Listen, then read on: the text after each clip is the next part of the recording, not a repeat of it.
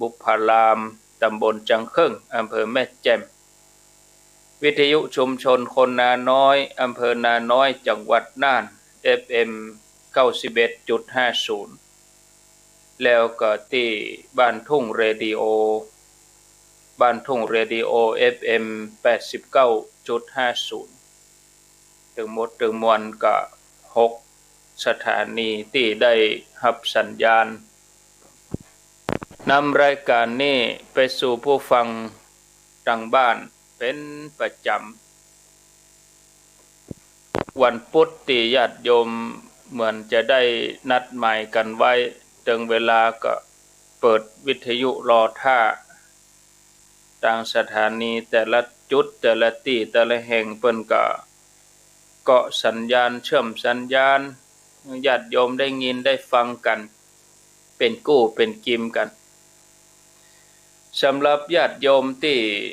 เข้ามาทางระบบ Facebook ก็วันนี้อาจจะบ่ได้หันภาพถ่ายทอดภาพเคลื่อนไหวเนาะอาจจะเป็นภาพนิ่งเป็นชื่อรายการแล้วก็รูปท่านพระครูสุเมธธรรมเสวีแล้วก็รูปอาตมาภาพตามปกติเนี่ยจะได้หันบริเวณห้องทรงว่านั่งนั่งจากันอย่างใดก็วันนี้เป็นภาพนิ่งบ่ได้เป็นภาพเคลื่อนไหวได้ฟังก็เสียงเนาะแต่ภาพนี่ก็ได้หันอยู่ได้หันรูปอยู่แต่ว่าจะเป็นภาพถ่ายทอดปัจจุบันนี่ก็บ่ได้หันกันรอแหมสักวางนึงก่อนเนาะศรัทธาญาติโยมก็มีกฎมีเกณฑ์มีระเบียบบางอย่างในการถ่ายทอดยิ่งถ้าเฮาสนทนากันหลายรูปหลายตนมาอยู่ด้วยกันนี่ก็เพิ่นมีระเบียบของเพิ่นอยู่เนาะก็วิทยุนี่มันอยู่กับเสียงคะแนนญาติโยมเขาฟังชัดก็ถือว่าเป็นว่าใจได้ศรัทธาญาติโยมแต่ภาพนี่มันบางทีเฮาก็ได้หันบางทีเฮาก็บ่ใจไปได้แสดงอย่างเนาะนั่งอยู่ที่เก่าถ้าเป็นอย่างเปิ้นถ่ายทอดภาพยนตร์ถ่ายทอดหนังนี่ก็มันมีท่วงท่ามันมีการยืนการเตียวมีมุมกล้องแต่ว่าการถ่ายทอด Facebook นี่มันจัดวิทยุนี่มันก็แห่มุมหนึ่งศรัทธาญาติโยมทั้งหลายก็คนเฒ่าเขาก็บ่ล่ำที่จะเข้าถึงนักตะใดถ้าว่าถ่ายทอด Facebook ก็ถ้าคิดเป็นเปอร์เซ็นต์ก็ประมาณสักใน 100% นี่ก็ประมาณสัก20%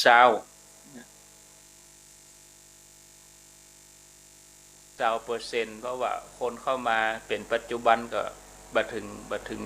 30คนได้ญาติโยมแต่ว่า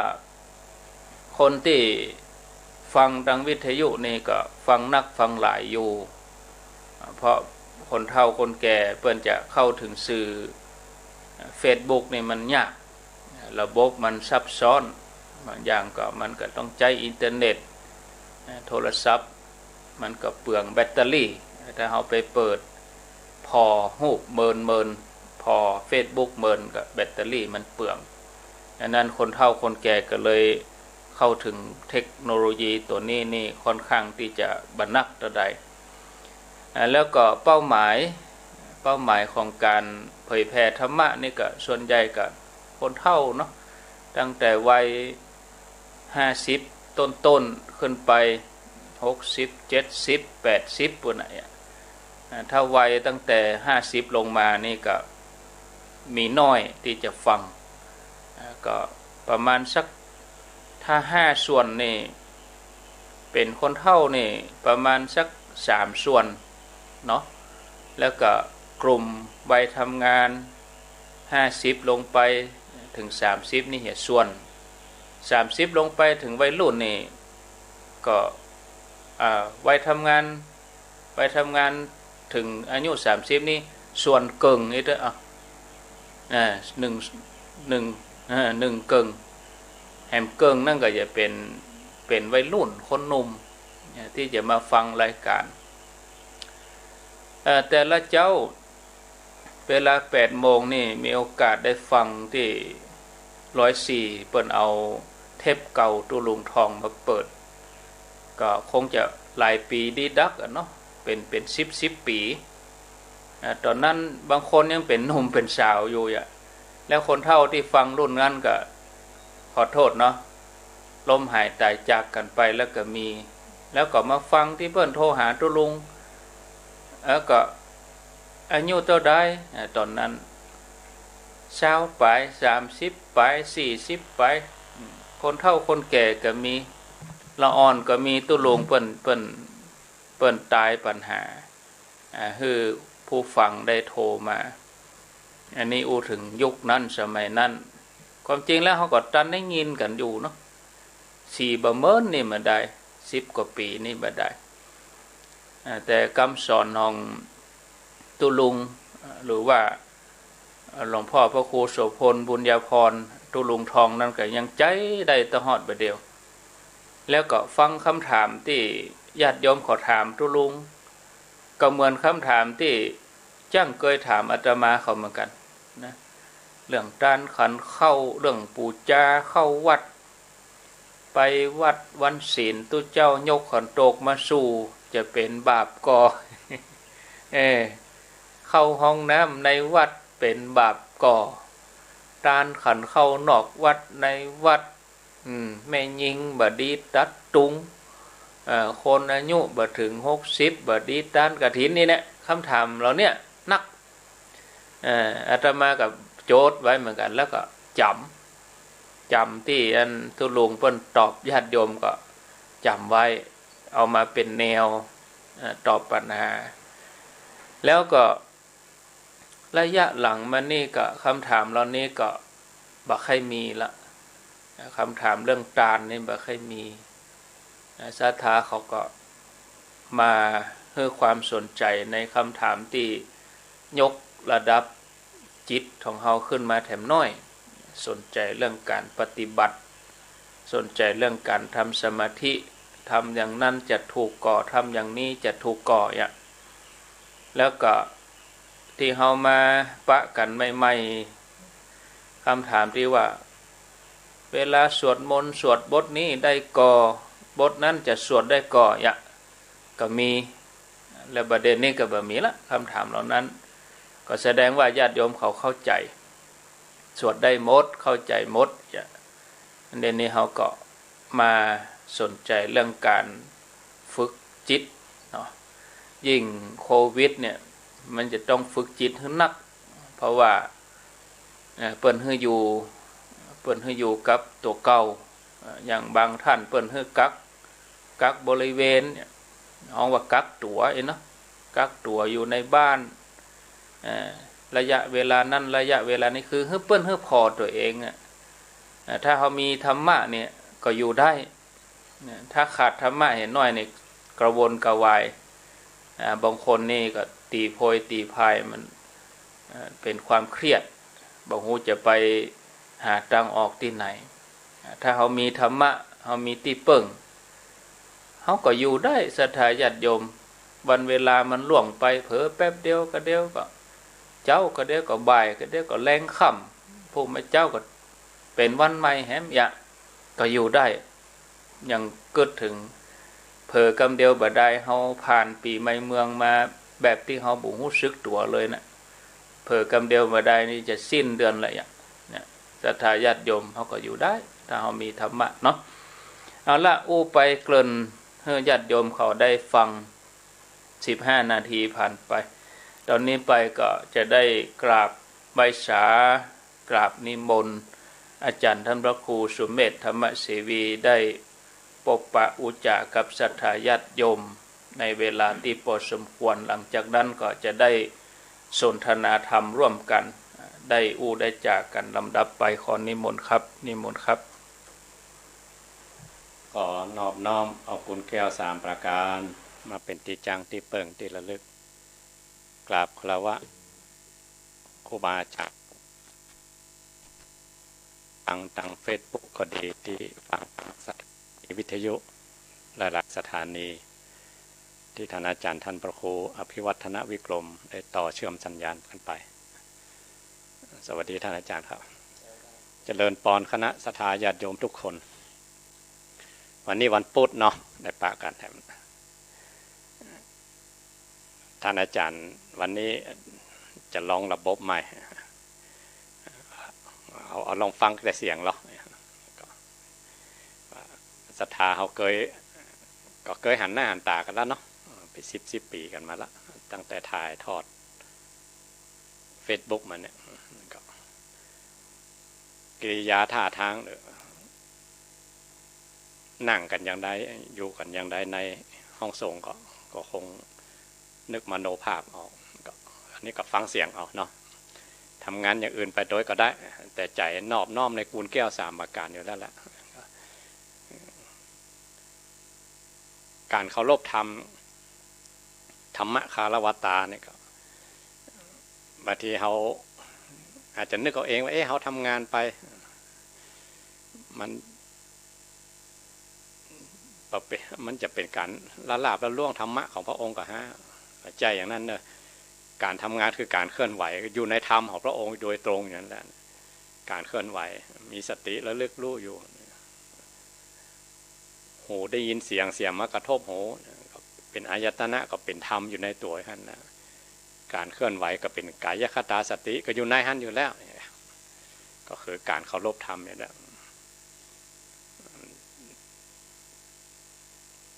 การที่บักเคารพธรรมคือเฮาปรามาสหรือล่วงละเมิดกูลแก้ว3 ประการอันนั้นมาใจคนละประเด็นศรัทธาจะไปปนกันนะถึงแม้ว่าเขาจะทำการทำงานอย่างอื่นถ้าเขายังบอกว่างการว่างงานหูก็ฟังไปตัวใจก็ลิงรูปมาตัวทำตัวทำที่เอามาเล่าหรือมาบอกมากล่าวในรูปแบบของเตะธรรมก็ดีรูปแบบของการสนทนาก็ดีที่ครูบาอาจารย์แต่ละตนเอามาเตะก็ดีมาเล่าสู่กันฟังก็ดีมาสนทนาก็ดีถ้าเขาเป็นภาชนะเนาะภาชนะที่หงายมากันกรองอีกทีหนึ่งในเรื่องบารมี10เนี่ยข้อปัญญาบารมีพระพุทธองค์อุปมาไว้ว่าเหมือนครูบาอาจารย์หรือตู้เจ้าเป็นไปกุมบาทศรัทธาจะใส่ของหยาบของเลวของปราณีตของชอบของมาชอบของแสลงอันได้โมดถวายด้วยใจศรัทธาแล้วหรอย้อนเข้าบาทปุ๊บก็เป็นบุญของศรัทธาแล้วสำหรับที่บุญบารมีเต็มอยู่แล้วนะย้อนมันขาดกันตอนที่ย้อนลงในบาทเนาะบุญศรัทธาได้ตานะบารมีเต็มเปี่ยมแต่สำหรับที่ครูบาอาจารย์เนี่ยพี่ครูเจ้าสามเณรเพราะได้ภัตตาหารจากศรัทธามาถึงวัดนะอันนี้เป็นจะเลือกฉันนะของที่แสลงกับประชันละบางทีที่ประชอบกับประชันก็ว่าก็มันก็เขาไปใช้ตนละหันตาเนาะก็มีชอบมาชอบมันก็มีอันไหนที่ของกินตำล้ำนะก็ฉันนักหน่อยอันที่บาล้ำก็ละวะฮั่นแต่ว่าบุญศรัทธามันได้เต็มอยู่แล้วนะแต่ที่มันเลือกฉันมันถูกธาตุถูกขันโบราณมาแสลงกับร่างกายตัวเก่าก็เลือกฉันเนาะอันนี้ปัญญาบารมีเหมือนกันเขาสั่งส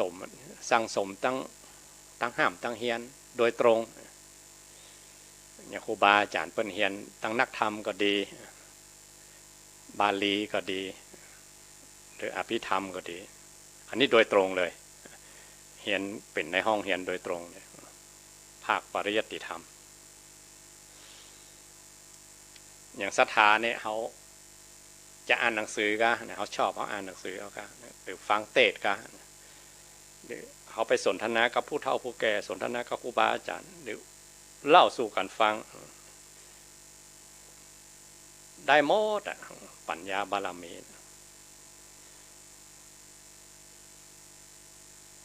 อันนี้ไปอ่านตอนหนึ่งนะตอนมีอุบาสิกาคนหนึ่งไม่ใช่อุบาสิกาเจ้าบ้านธรรมดายังตอนนั้นยังมีอุบาสิกาเปิ้นไปตากน้ ที่ท่าน้ำพอดีสาคิริยักษ์กับอาสวัคกลยักษ์ลืมชื่อเต็มๆสองตนนี้ยักษ์สองตนนี้เพิ่นไปฟังพระธรรมจักรของพระองค์ได้บรรลุโสดาบันมาแล้วเพิ่นเหาะมาโดยอากาศเนี่ยโอ้วันนี้เขาได้ฟังธรรมจักรกันนะพระองค์เทศอย่างอีนะเนี่ยผ่านบนหัวของนางได้ยินคำว่าธรรมจักรแล้วอันว่านะได้บรรลุธรรมข้างลำธารนั่นเลยอ่ะไทยก็โมโหนะไทยก็โมโหแล้ววันหนึ่งพระองค์ปราภิกษุเจ้าสาวกทั้งหลายมาผ่านมาตีบ้านนอกบ้านนายเนาะนางนี่ก็มาเฝ้ามาเล่าทำพระองค์เป็นยังโอ้ได้หู้ได้อย่างใดเนี่ยพระองค์ก็เล่าให้ฟังว่าตอนที่พระองค์เทศธรรมจักรครั้งแรกเนี่ยสาคิเลลืมชื่อสองตนนึงยักษ์สองตนมันติดอยู่ที่ปากกันนะเพิ่นได้ฟังโดยตรงจากพระองค์มานะเรามาสนทนากันกลางอากาศบุญของเพิ่นก็ หรือเป็นพุทธานุภาพธรรมานุภาพกันทั้งที่นางเตียวไปตักน้ำแต่น่ะเขาได้ยินก็ว่าธรรมจักรของพระพุทธองค์หมุนไปอย่างนี้เนินทลายโลกวัฏสงสารได้อย่างนี้เนินนางได้บรรลุธรรมข้างแม่น้ำมาเลยไผ่ก็บอกโหตอนหลังที่พระองค์มาเผยให้ฟังตอนหลังเนาะเนี่ยเขาคือว่าเตียวอยู่ไปหาบน้ำทำงานอยู่อย่าว่าเข้าใจว่าอย่าว่าหู้ทำธรรมดาถึงก็ได้บรรลุธรรมเลยอันนี้มีตัวอย่างมาแล้วเนาะอันนั้นพวกเขาทั้งหลายเวลาเขาฟังธรรมเนี่ยเขาจะทำการทำงานไปอันนี้ขอยกกรรมครูบาอาจารย์ท่านผู้เฒ่าคือหลวงพ่อพุทธทาสเนาะงานคือหน้าที่คือการทำงานไปก็ฟังธรรมไปตัวอันนี้กรรมของหลวงพ่อนะกรรมครูบาอาจารย์ท่านบอกว่ามีค่าดุจเพชรพลอยนั้นถือว่าเขาลบธรรมอยู่นะ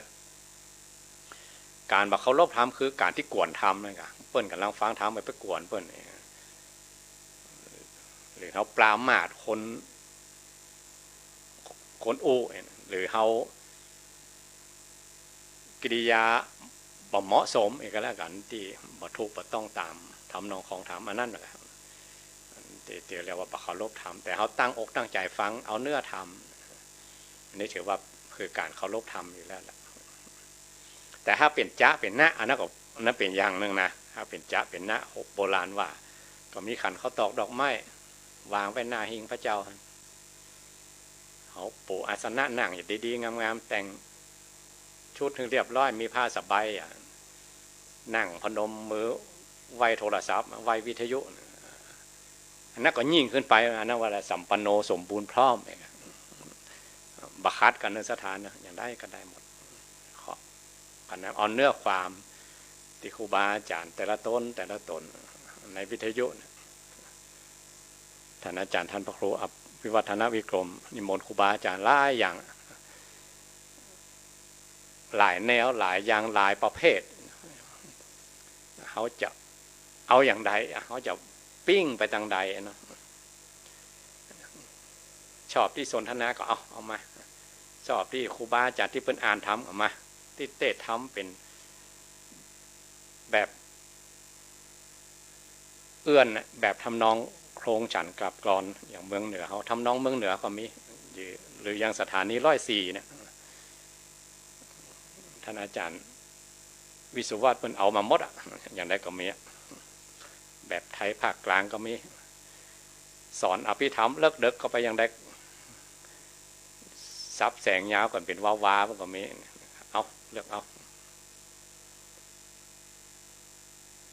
วันก่อนพุธก่อนได้ยินแม่ที่อยู่เชิงดอยสุเทพเรื่องมงคลละสูตรฟังแล้วม่วนว่าระดับอุบาสิกาคนผู้ครองเรือนถึงก็สนใจธรรมะขั้นที่เอามาประพฤติปฏิบัติครูบาอาจารย์ที่เป็นบรรจาตังสถานีวิทยุพอได้ยินพุทธบริษัทเขาทั้งหลาย สนใจนะอย่างอาจารย์เกินเนี่ยเกี่ยเริ่มต้นตั้งแต่ตาลศีลภาวนาทำเป็นหน้ากระดานกันไปเนี่ยพวกเขาทั้งหลายสนใจถึงขั้นเจริญเมตตาภาวนามันน้อยคนนะน้อยคนที่จะสนใจถึงกับขั้นประพฤติปฏิบัติมันก็สามเหลี่ยมนะที่ลุ่มสูงออกมาคนมาสนใจบางคนแบบเดียวได้ยินว่านะถึงก็บอกนับถือศาสนาก็มีนะมาสนใจกว้างนักถึงก็พระองค์ก็บอกเหมือนกันในสมัยพุทธกาลว่าคนมาสนใจละโลกนี้ไปในอบายภูมิมันนักเหมือนกับฐานสามเหลี่ยมตั้งหลุมนักขึ้นมาหามหน่อยคนที่ถึงระดับสร้างตานะบารมีคลัดเก้าจิตใจตัวเก้าเนี่ยก็น้อยลงไปหามหน่อยน้อยขึ้นไปน้อยมาถึงไปจิกตั้งบนวะสามเหลี่ยมก็น้อยเดียวคือคนที่สนใจตั้งประพฤติปฏิบัติธรรมแต่ก็จะไปคัดกันเนอะเอาถึงระดับใดก่อนก็อย่าดูถูกดูแคลนกันบางทีบุญบารมีบางทีมันซ่อนไว้ตั้งในจิตในใจไผ่บ่โหบหันยกตัวอย่างอย่างไผ่อย่างพระนาเขมาเนี่ย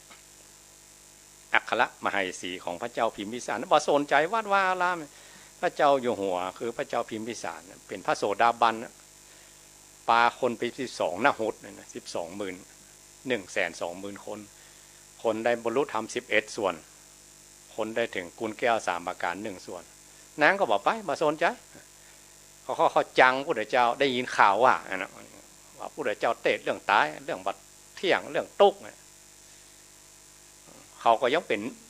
คนหนุ่มคนกำอยู่แล้วยังบัดเท่าเลยแล้วมีตุกที่ไหนทรัพย์สินสมบัติก็เต็มบ้านเต็มเมืองแล้วพระเจ้าอยู่หัวพระเจ้าพิมพิสารบอกเขาไปฟังทำไม่ได้ผมไปติ๊กไปตายนะบ้าตามภาษาบ้านเรานะแต่ในที่สุดพอได้บรรลุธรรมแล้วเป็นมือหนึ่งของพระพุทธองค์พอเนาะอัครสาวิกาฝ่ายภิกษุณีมือหนึ่งของพระองค์ถ้าเทียบทางตู้เจ้าก็เทียบกับท่านพระมหาสารีบุตรเถระเจ้าปานนั่นนะสถานนะเวลากิเลสมันบังขึ้นมาเนี่ยแม้แต่อัครสาวิกาฝ่ายขวาของพระพุทธเจ้าได้ผู้มีปัญญาเลิศที่สุดสร้างบารมีมาอย่างยาวนานที่สุด100,000 มหากัปตั้งแต่พุทธเจ้าชื่อปทุมมุตตระสัมมาสัมพุทธเจ้าอธิษฐานมาขอได้เป็นอัครสาวิกาของพุทธองค์ฝ่ายขวาสร้างบารมีมันจนเต็มรอบแต่ชาติสุดท้ายยังโดนกิเลสหลอกมาสนใจธรรมะธรรมโมแต่พอถึงเวลาได้เวลาแล้วเกิดขิปปะปิญญาไปปุ๊บเลยนี่พวกเขาทั้งหลายเหมือนกันเนาะ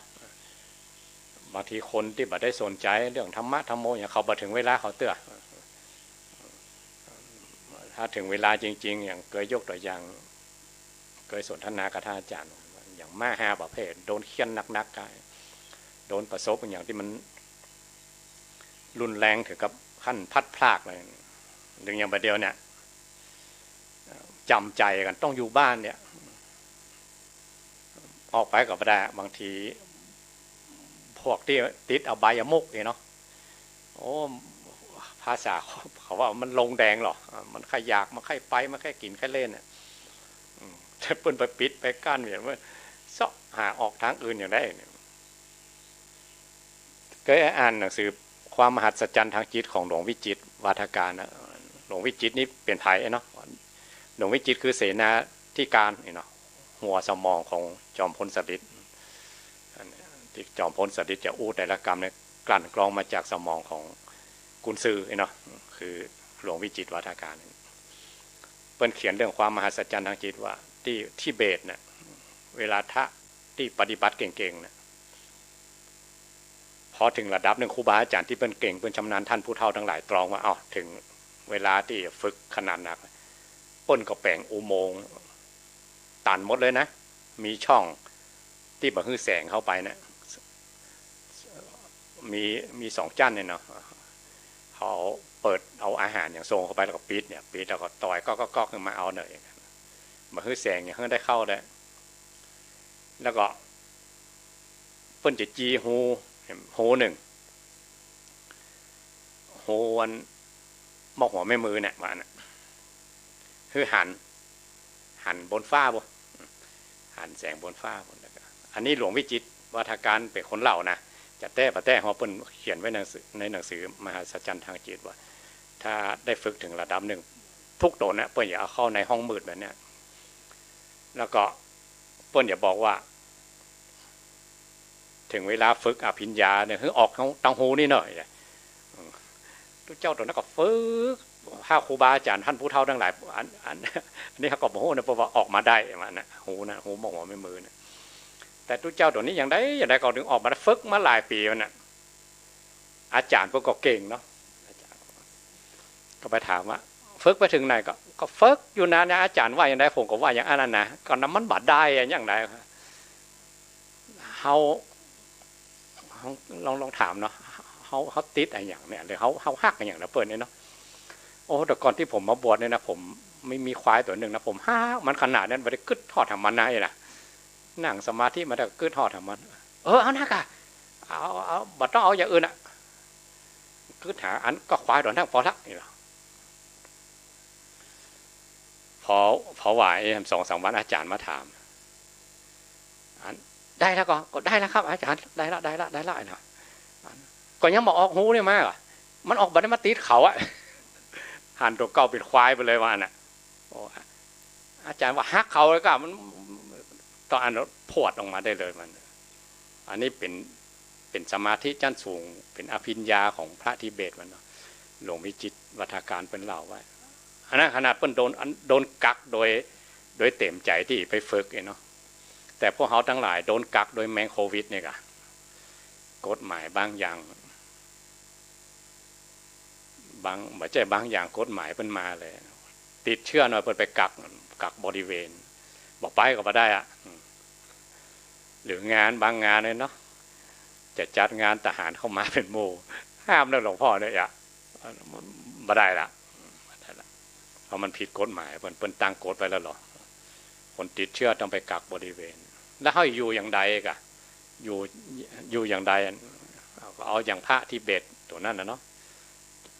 อันนั้นเพื่อเข้าแบบเต็มอกเต็มใจเข้าไปฝึกแต่อันนี้เขาโดนกฎหมายเข้าโดนกักตัวอ่ะถ้าบักกักตัวเขาไปปล่อยเชื่อคนอื่นจะเป็น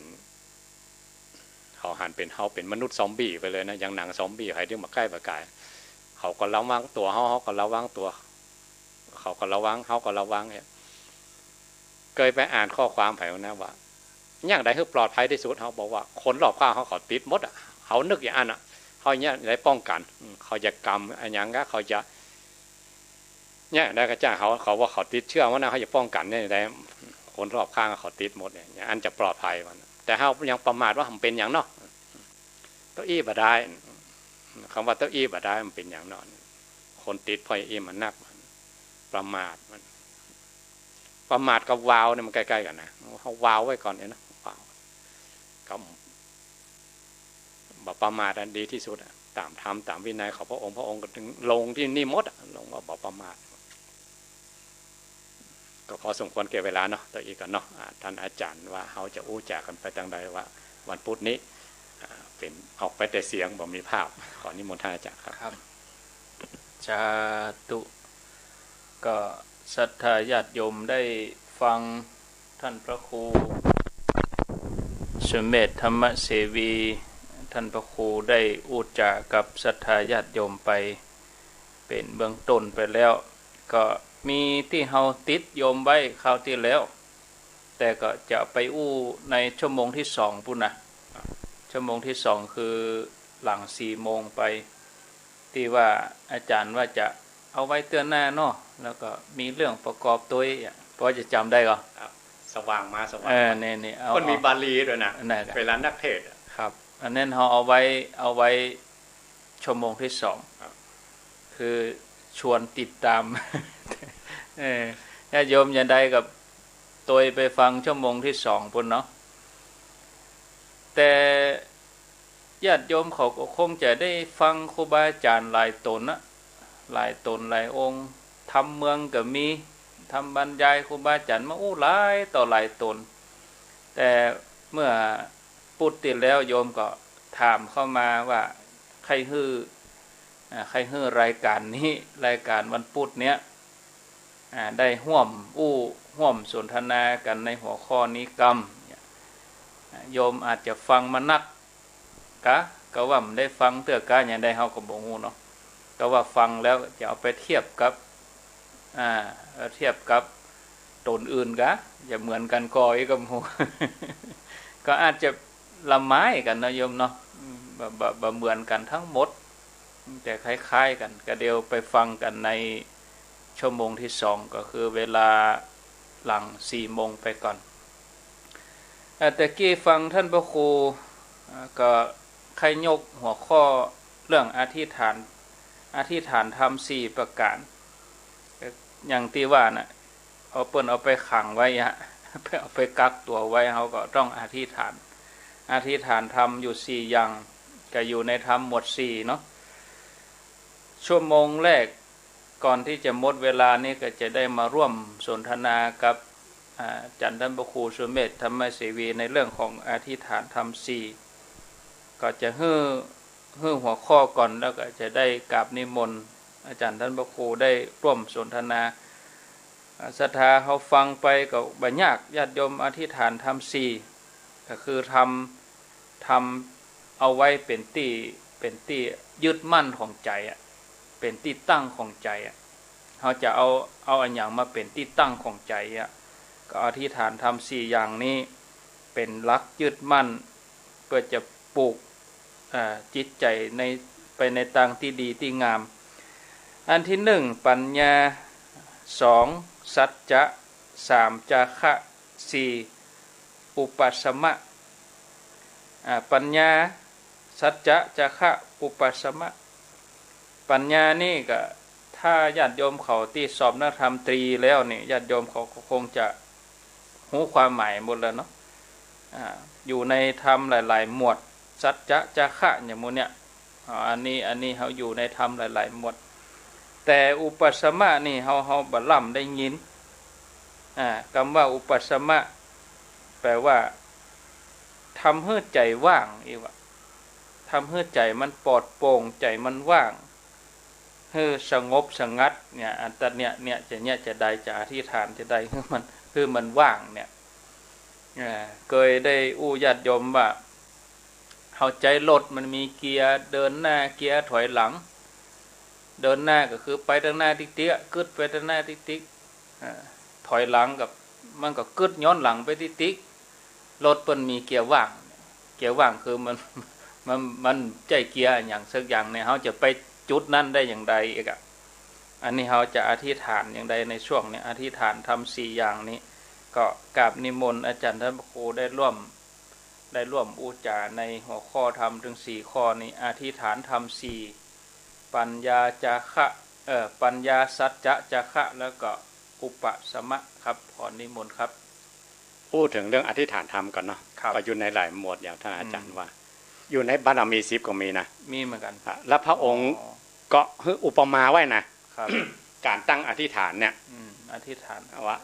บัจเจพระองค์กลัวนะพระองค์ว่าสัตวโลกเนี่ยกลัวจะพิจารณาบัจจ้างว่าเอาอธิษฐานธรรมมาเป็นข้อปฏิบัติอย่างใดพระองค์เลยอุปมาให้ฟังแถมจั่นหนึ่งว่าอธิษฐานบารมีเนี่ยเหมือนกับดอยว่าอันนั้นดอยเขาหันโจโพปีแรกเขาก็หันนี่อันน่ะปีก้อนเขาก็หันนี่อันนั้นนะมีอย่างเก่าครับถึงแม้ไม่อยากพูดพังแต่ว่าเขาสิ้นอายุไปก่อนนั่นช่วงระหว่างที่มันเป็นดอยนะไม่อยากเป็นดอยของมันอยู่ฮะช่วงที่เขาหันนี่นะอันนั้นเวลาอธิษฐานเนี่ยเป็นอย่างนั้นเป็นช่วงหนึ่งเนี่ยอย่าเอาตลอดการถ้าเอาตลอดการแล้วมันจะปวดเหมือนกับเขาหันดอยเนี่ยมันช่วงหนึ่งมันโจโพนะอย่างเขาอธิษฐานอุโบสถเนี่ยอันนี้ก็เป็นอธิษฐานเหมือนกันนะครับอธิษฐานอุโบสถว่าวันหนึ่งคืนหนึ่งอิมันจรติอิมันจัตทิวสังเนี่ยพอถึงเวลาวันหนึ่งคืนหนึ่งมันก็จบของมันตึ้งขนาดเพราะว่าจบไปละอันนี้เขาอยากปฏิบัติธรรมของพระองค์4ข้อนี้คือตั้งช่วงเวลาเอาเนอะว่าเขาจะประพฤติปฏิบัติกี่วันแม้แต่ช่วงสั้นที่สุดแม้แต่เขานั่งกรรมฐานเนี่ยนะ บางที่เปิ้นถึงเรียกว่าบัลลังก์อ่ะบัลลังก์หนึ่งบัลลังก์หนึ่งว่าช่วงระหว่างนี้เนอะถ้าคนถือกระถาเปิ้นเรียกว่าข้าวท่องไปน้องแวบหนึ่งสุมาเนื่องยกกรรมหลวงพ่อจำเนียนเนาะหลวงพ่อว่าเวลาท่องกระถาเวลาจ่ายมันแวบหนึ่งหลวงพ่อว่าให้หมดตอนนั้นเด้อเอาตั้งทำไมเพราะว่ามันหมดค่าของจิตที่มันแวบไปแล้วครับนี่คาบของกระถานะครับว่าถ้าใจมันแวบแสดงว่าหมดคาบแล้วมันเหมือนใจต้องตั้งต้นใหม่ครับอันนี้เหมือนกันไม่ใช่ว่าพิจารณาทำวันค่ำคืนหุ่งจุดแบบนี้ไม่ใช่ต้องมีจุดของต้องมีจุดเหมือนกับดอยว่าคือมั่นคงอยู่หั่นนะแต่มั่นคงชั่วระหว่างหนึ่งเหมือนกับดอยโจโพปีแล้วก็ยังอันนะครับปีก่อนก็ยังอันนะช่วงชีวิตเขาหมาหันมันล่มนะครับก็ยังอันนะตั้งดอยอย่างดอยอินทนนท์ดอยหัวเสือไม่ได้ก็ดอยหัวเสืออยู่หั่นนะครับอันนี้เหมือนกันช่วงระหว่างที่เขาอธิษฐานจะให้มันล่มเองครับพอเลยช่วงอธิษฐานนี่เป็นอย่างนั้นก็จังมันแต่ช่วงนั้นนั่นเป็นเรื่องหนึ่งข้อที่หนึ่งปัญญาบารมีครับพระพุทธองค์ก็อยู่ในพระองค์ก็ตรัสไว้อยู่ในบารมี10เหมือนกันอุปมาคืออีกชั้นหนึ่งคนไหนสร้างปัญญาบารมีนะอย่างที่ว่าเดี๋ยวกี้เหมือนตู้เจ้ากุมบาทครับอันสุดท้ายอย่าใส่ไหมอย่างนั้นก็จ้างแล้วเขาจะชอบไปชอบของยาวของเลี้ยวของปราณีตของอย่างไรมีก้ามมีก้าอย่างไรแต่ศรัทธาเพื่อนถวายโดยศรัทธาแล้วเขาก็ต้องฉันผมเพราะว่าเขาเอาปิ๊กมาว่าแถวเลือกเอากะอันนี้เรื่องของเขาแล้วแต่เรื่องของบุญศรัทธาได้เต็มแล้ว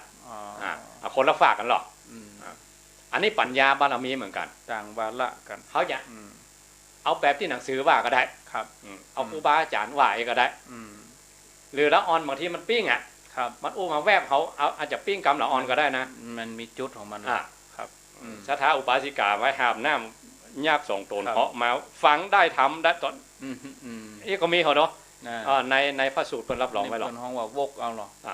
วกเอาท่านเลยก็ถามรอดจ้องนี่ก็มีนะมีคนโบราณว่าในระหว่างที่ครูบาอาจารย์เพิ่นสนทนากันนะครับจะไปแทรกเพิ่นมันจะเสียมารยาทรักฟังเอาครูพักรักจำครูพักรักจำเนี่ยเพิ่นสนทนาทำเอาอย่าไปว่าพาซากเข้าไปเนาะเพิ่นดักบ้างเพิ่นจะสนทนาอย่างกันฮะครับคาถารอดจ้องเพิ่นว่าขลังอันครับต้นเหตุมาอย่างจากคนใจหรือคนที่มันเป็นที่ลุงน้องมันเนี่ยนายก็อย่าไปเฮียนคาถาครูบาอาจารย์ลุงน้องบักกาเนาะจะไปเสมอนายก็ไม่ได้กะนายสมัยก่อนครูบาอาจารย์ก็สวกเลยหรอกครูบาที่เป็นขังนะครับโวยวายใส่กะลูกศิษย์ก็ไป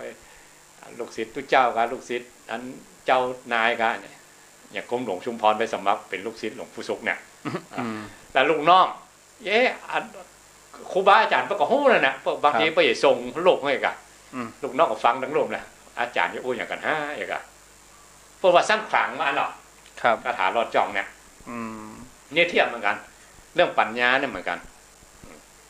ปัญญาทั้งโลกปัญญาทั้งเราทางธรรมเนี่ยเหมือนกันเป็นคาถารอดจ่องนี่ก็มีอ่านหนังสือเอาก็ได้ฟังครูบาอาจารย์เอาก็ได้หรือบางทีเขาทำตามแบบนะทำตามแบบตามแผนที่ครูบาอาจารย์พวกเราภาวนาเนี่ยเดินไปตรงนี้ปัญญามันจะพูดขึ้นมาเองอันนี้ตั้งโลกมันมีสอนนะมีก็ตั้งธรรมที่อันนะที่มันพูดขึ้นมาเนี่ยมันพูดขึ้นมาอย่างไรเนี่ยถ้าคนบัดได้เฮียนตั้งกรรมฐานเนี่ยบอกโหเลยว่ามันพูดขึ้นมาอย่างไรตานพิงเลยละมันมาได้นะก็บัดได้ห้ามบัดได้เฮียนมาอย่างแต่ว่าถ้าเดินตามกองนะว่าครูบาอาจารย์เพื่อสอนอย่างนี้เนอะเตียวไปอย่างนี้นะแล้วจะปะนะถึงมาเองมันมาจะมาเองแล้วมันมาเองได้ไหนตัวปัญญานี่ตัวปัญญาเนี่ยมันมาเองภาวนามยปัญญาเนี่ยทำของพระองค์ศักดิ์สิทธิ์หรออนุภาพทำของพระองค์อย่าเหมาะเพื่อคะแนนเตียวถูกนะปัญญานี่แปลว่าความรู้ความรอบรู้โดยการฟังมาการอ่านการห้ามการเฮียนเป็นแบบเป็นแผนมาแต่ปัญญาบางอย่างที่มันพูดขึ้นมาเองเนี่ยมันมีในพุทธศาสนานี่มีพระพุทธเจ้าที่ว่าตรัสรู้นี่คือตัวเนี้ยปัญญาของเปิ้นเกิดเนี่ยเนาะก็พระองค์ก็เป็นเจ้าชายสิทธัตถะก็ธรรมดานี่หรอเปิ้นก็เฮียนมานักนี่อันนั้นเฮียนจังโลกกันนะจนจบ ดีโลกมานักเต็มที่18ศาสตร์18ด็อกเตอร์ก็บ่จ่ายอ่ะนั่นน่ะก็ถ้าไปเรียนกับครูต่างๆก็บ่จ่ายอ่ะผ่านสำนักไหนดังๆไปหมดอ่ะแล้วมาบำเพ็ญด้วยตัวเก่า6 ปีก็บ่จ่ายอ่ะครับเตียวไปเลยกันเนาะลงกลางปี6 ปีครับพอจะได้กันจริงๆนั่งใต้ต้นโพเนี่ยแวบเดียวแวบใดและปัญญาโพธิญาณมาจากไหนอ่ะมาจากที่พระองค์ได้บ่มบารมีมาในอดีตชาติปัญญาญาณยังรู้นี่ยังรู้เนี่ยจะพุทธขึ้นมาเนี่ยมีในแต่พุทธศาสนาเนี่ยครับแต่เตียวไปเลยอ่ะนะเตียวไปเลยอย่างพระองค์ทำตั้ง6 ปีเตียวไปเลยมันก็บอกออกมานะต้องอาศัยการเพาะบ่มบุญตัวเนาะอย่างเฮานี่เฮามาปะนี่สำเร็จรูปเลยนะเนาะครูบาอาจารย์เปิ้นแปลกไว้แล้วมาถึงก็เตะกินเลยนี่นั่นน่ะเปิ้นแปลกไว้แล้วคันเฮาเตียวอ่ะเฮาแนวปฏิบัติเนี่ยอย่างเปิ้นบอกเด้อจะไปลึงถ้าลึงก็อย่าออกมาเป็นยังอย่างที่เป็นข่าวนี่ฮะโยมตัวว่าเป็นแม่ชีพักปังอันนี้นะอันนี้เปิ้นวิจารณ์ว่านะว่าคนถ้าเศรษฐกิจบ่ดีนะแล้วหมู่โหยหาทั้งหลายหมู่นี้มันอย่ามันจะปลดปล่อยออกมาอย่ามาออกมันนักว่าโยมก็ว่าโยมว่าแต่ว่านี่อย่ามันนักขึ้นติกเพิ่มความถี่ขึ้นอันนั้นก็มาจังจักรวาลว่าอันนี้ก็มาจังซอยคออันนี้ปัญญานี่เก่งว่ะอาจารย์อันนี้บ่ใช่จัดอยู่ในก็เก่งของเขาแต่มีศิษย์บ่มีครูถ้าศิษย์มีครูบ่ได้ครูบาอาจารย์ไปคณะนอกทางแล้วเนอะก็เปิ้นไปถามไปถามมาก็ว่าบ่ใช่ตัวฉันเนี่ยฮะอันนี้ขอยกตัวอย่างหน่อยเนาะอันหลวงพ่อจำเนียนเป็นพระอูนะเนาะแล้วก็ยกตัวอย่างมาจากหลวงปู่ตื้ออาจารย์ธรรมโมเป็นครูบาอาจารย์ทั้งสายอีสานที่รุ่นท่านผู้เฒ่าละแล้วมีแม่ชีคนหนึ่งปฏิบัติเก่งไงก็มาไว้สารหลวงปู่ตื้อเนี่ยก็ว่าได้บรรลุธรรมละว่างหมดละใส่สะอาดหมดละหมดอย่างนั้นก็ห้ามไปละหลวงปู่ก็ไว้อะพอท้ายพอจบแล้วกันหลวงปู่ก็อีต้อแหลมันต้องขึ้นเลยขึ้นบึ้งอ่ะโอ้มันได้แล้วนะก็ฉันต้อแหลได้ยังไงก็ฉันเห็นจริงๆแล้วหลวงพ่อนะคนทดสอบแล้วก็มูลแล้วก็ไข้หัวกันเป็นโมกันมูลที่ฟังด้วยกันไม่ชี้บ่ผ่านตกไปหลวงพ่อทดสอบอารมณ์อันนี้แบบใจสอบอารมณ์แบบวิชาการนะตรงเลยแหละตรงเลยอ่ะตรงหั่นเลยล่ะเพราะอินตอแหลนะโมซะขึ้นน่ะขึ้นมาเลยโอ้แล้วอย่างเฮาเดี๋ยวเฮาอย่าไปทดสอบได้วะมันฆ่าคนมันเหมือนยอมเนาะมันได้นะเนาะมันได้นะมันจะโคตรเลยเนาะแค่จะว่าถ้าอันนี้แค่อู้กายมาได้นะอู้ซิดอู้กายมาได้นี่ขึ้นมาเลยไปหันสุดที่ใช้หยุ่นกันตอนที่อันโรงแรมอย่างคนนั้นที่โคราชมันล่มมันไปสัมภาษณ์หลวงพ่อคูณมันไล่หลวงพ่อนะไล่หลวงพ่อจอกอันนี้หลวงพ่อเอากระดาษที่ปันต่อยหัวมันไข้หัวอันน่ะชอบครับก้มเฮ่อต่อยแฮมนะ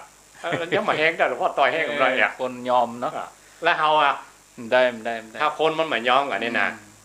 เป็นได้แหละยุงอันนี้เหมือนกันที่มีมาต่างๆเขาก็ยังยอมกันได้เขาบางทีเขามาพอแล้วมันบัดแน่มันเป็นปัญญาอย่างอันกับมันบัดใจปัญญาต่างธรรมเนาะเอาข้ามไปเอาปัญญาตัวนี้คือครับเติมแถมหน่อยนะว่าต้องศิษย์ที่มีครูเขามีแบบมีแผนครูบาอาจารย์ต้องมีครูบาอาจารย์ประคับประคองตัวปฏิบัติคนเดียวมันจะเพี้ยนขอยกตัวอย่างหน่อยเนาะมีตู้เจ้ากลุ่มหนึ่งประมาณ30 ตนนะเปิ้นเป็นชาวประมงมาก่อนครับแล้วก็เปิ้นมาบวชมาเท่าเองพอมาบวชแล้วก็คนเท่าเนาะหลวงปู่หลวงตาครับเรื่องหาปูหาปลากันเนี่ยมันนิสัยเก่าคารวะมันเก่ามาหนังอู้กันนะพระองค์อยู่ในกุฏิอ่ะบอกพระอานนท์บอกชาวประมงที่ไหนมาอู้กันอยู่นะแบ่งปลากันก็เอาไล่เขาไปไกลๆไปอ่ะ พอพวกไข่ไปขืนเนาะ ครับ ก็ไปให้ไปห้องกันกันเท่าพระองค์ไรช็อตเซตเวลาเนาะก็ไปออนพระอานนท์แหละครับอ๋อพระอานนท์โปรดเลยนะไปขอคำมากับพระองค์เลยนะครับผิดพลาดไปแล้วเองอ่ะพระอานนท์ก็เก่งเลยครับไปถึงประกาศแค่พระบาทพระองค์บอกว่าพระเจ้าองค์นี้เปิ้นบวชใหม่นะมันกระต้นกล้าพระใหม่อยู่บ่ฮู้เนาะบ่ฮู้เข้าสุมากรรมเนาะครับข้าพระองค์มาเป็นทูตเจรจาเนาะเป็นหนังหน้าไฟเดี๋ยวพระองค์เข้ามาเก่านั่นเอาไม่แช่เคี้ยนเนี่ยเก่าเองอ่ะครับคันนี้ปฏิบัติก็ได้เลยตำหนักก็ได้เลยครับนี่ใส่เก่ายังมาเสี่ยงเลยกันนั่นมีครูอย่างผู้ใดเจ้าขนาบเลยเนาะครับแต่สมัยนี้มันคนที่มันยอมกันเนี่ยแม่นนะไปตั้งสำนักเองกับป้ากันเข้าโคเข้าเปล่าไปที่ติ๊กอ่ะอาจารย์ว่าการพนันมันเกิดจากไงเกิดจากความโลภนะเกิดจากที่มันความหันมันความอยากได้มาหันมาตรงกันก็เลยพนันขึ้นนี่พนันขึ้นกันเจ้ามือมันบอกว่าเอามาบานไม่เอาไม่คือ500ตาเลยตาเพียงคนธรรมดาตาคนถึงเมืองถึงประเทศนี่พนันเกิดขึ้นเลยเอาซื้อมาซื้อมา80ครับจะคือ2,000หรือถ้าสูงสุดถึง3 ล้านเอาขนาดนั้นยอมขนาดนั้นยอมกะเจ้ามือมากว่าไม่ว่าจะได้ไอ้คนที่มันแตงว่าลงทุนแค่100ไม่ได้ล้านได้แน่ได้แน่ครับปะตรงกันเกิดพนันขึ้นมาแหละอันนี้ก็แทบเหมือนกันอันนี้เหมือนกันค้นความหันมาตรงกันหรอครับมันปะตรงก็แหวกแนวออกไปตั้งสำนักใหม่ไปเลยครับแต่ในที่สุดมาก็อยู่ได้บ่เมินเนาะก็อยู่ได้บ่เมินกระเด็นกระดอนออกไปเสียเอาสัจจะนี่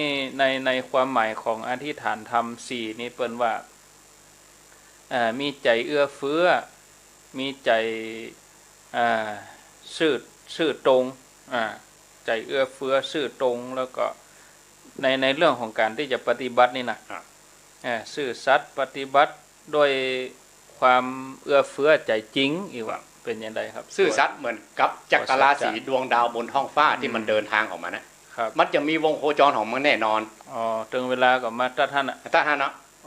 บ้านเขาอย่างว่าราศีเมษราศีตุลราศีอย่างราศีก็คือที่ดวงดาวต่างๆที่มันหมุนวงโคจรของมันนะครบรอบของมันเป็นปีเนี่ยพระจันทร์เนี่ยครบรอบของมันเป็น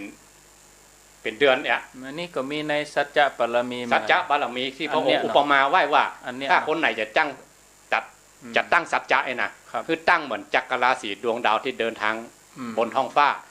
จะมีวงโคจรของมันแน่นอนเองอะถ้ามันเปลี่ยนมันล่มเลยนะมันไปโจรกันนะกะยุ่งอะกะลัดอย่างไฟฟ้าลัดวงจรเนี่ยกะ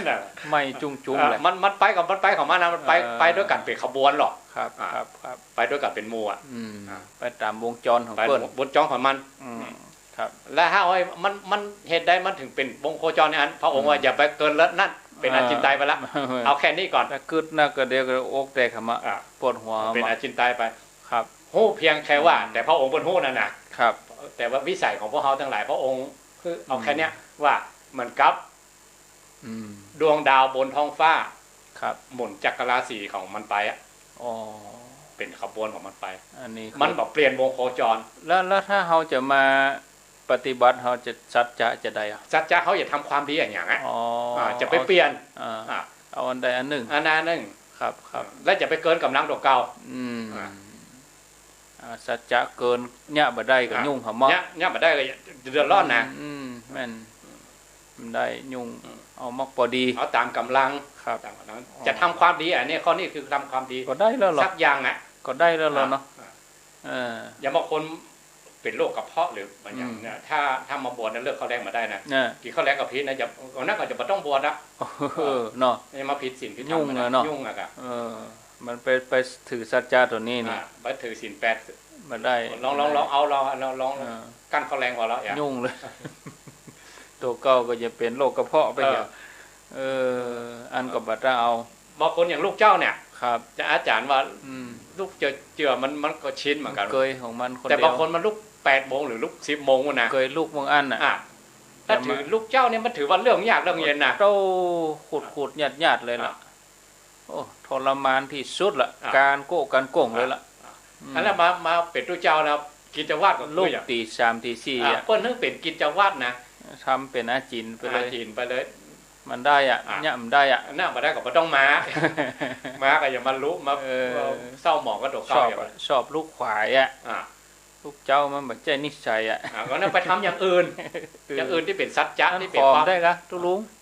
ผมขอกวดที่โคมได้กะผมทำวัดไรอ่ะทุลุงก็หมู่เพิ่นทำอย่างนั้นแขกหมู่ผมขอนะอย่าผมจะอาสากวดที่โคมแต่ขออย่างเดียวละผมมาทำวัดผมมาลูกเจ้าขอตุลุงอนุญาตกำเตอะเขาไม่จะเป็นศาสดาใหม่อะไรกันก็เอียกะศาสดาใหม่ของพ่อเอียกะผมขออย่างเดียวนะพ่อลูกเจ้านี่นะ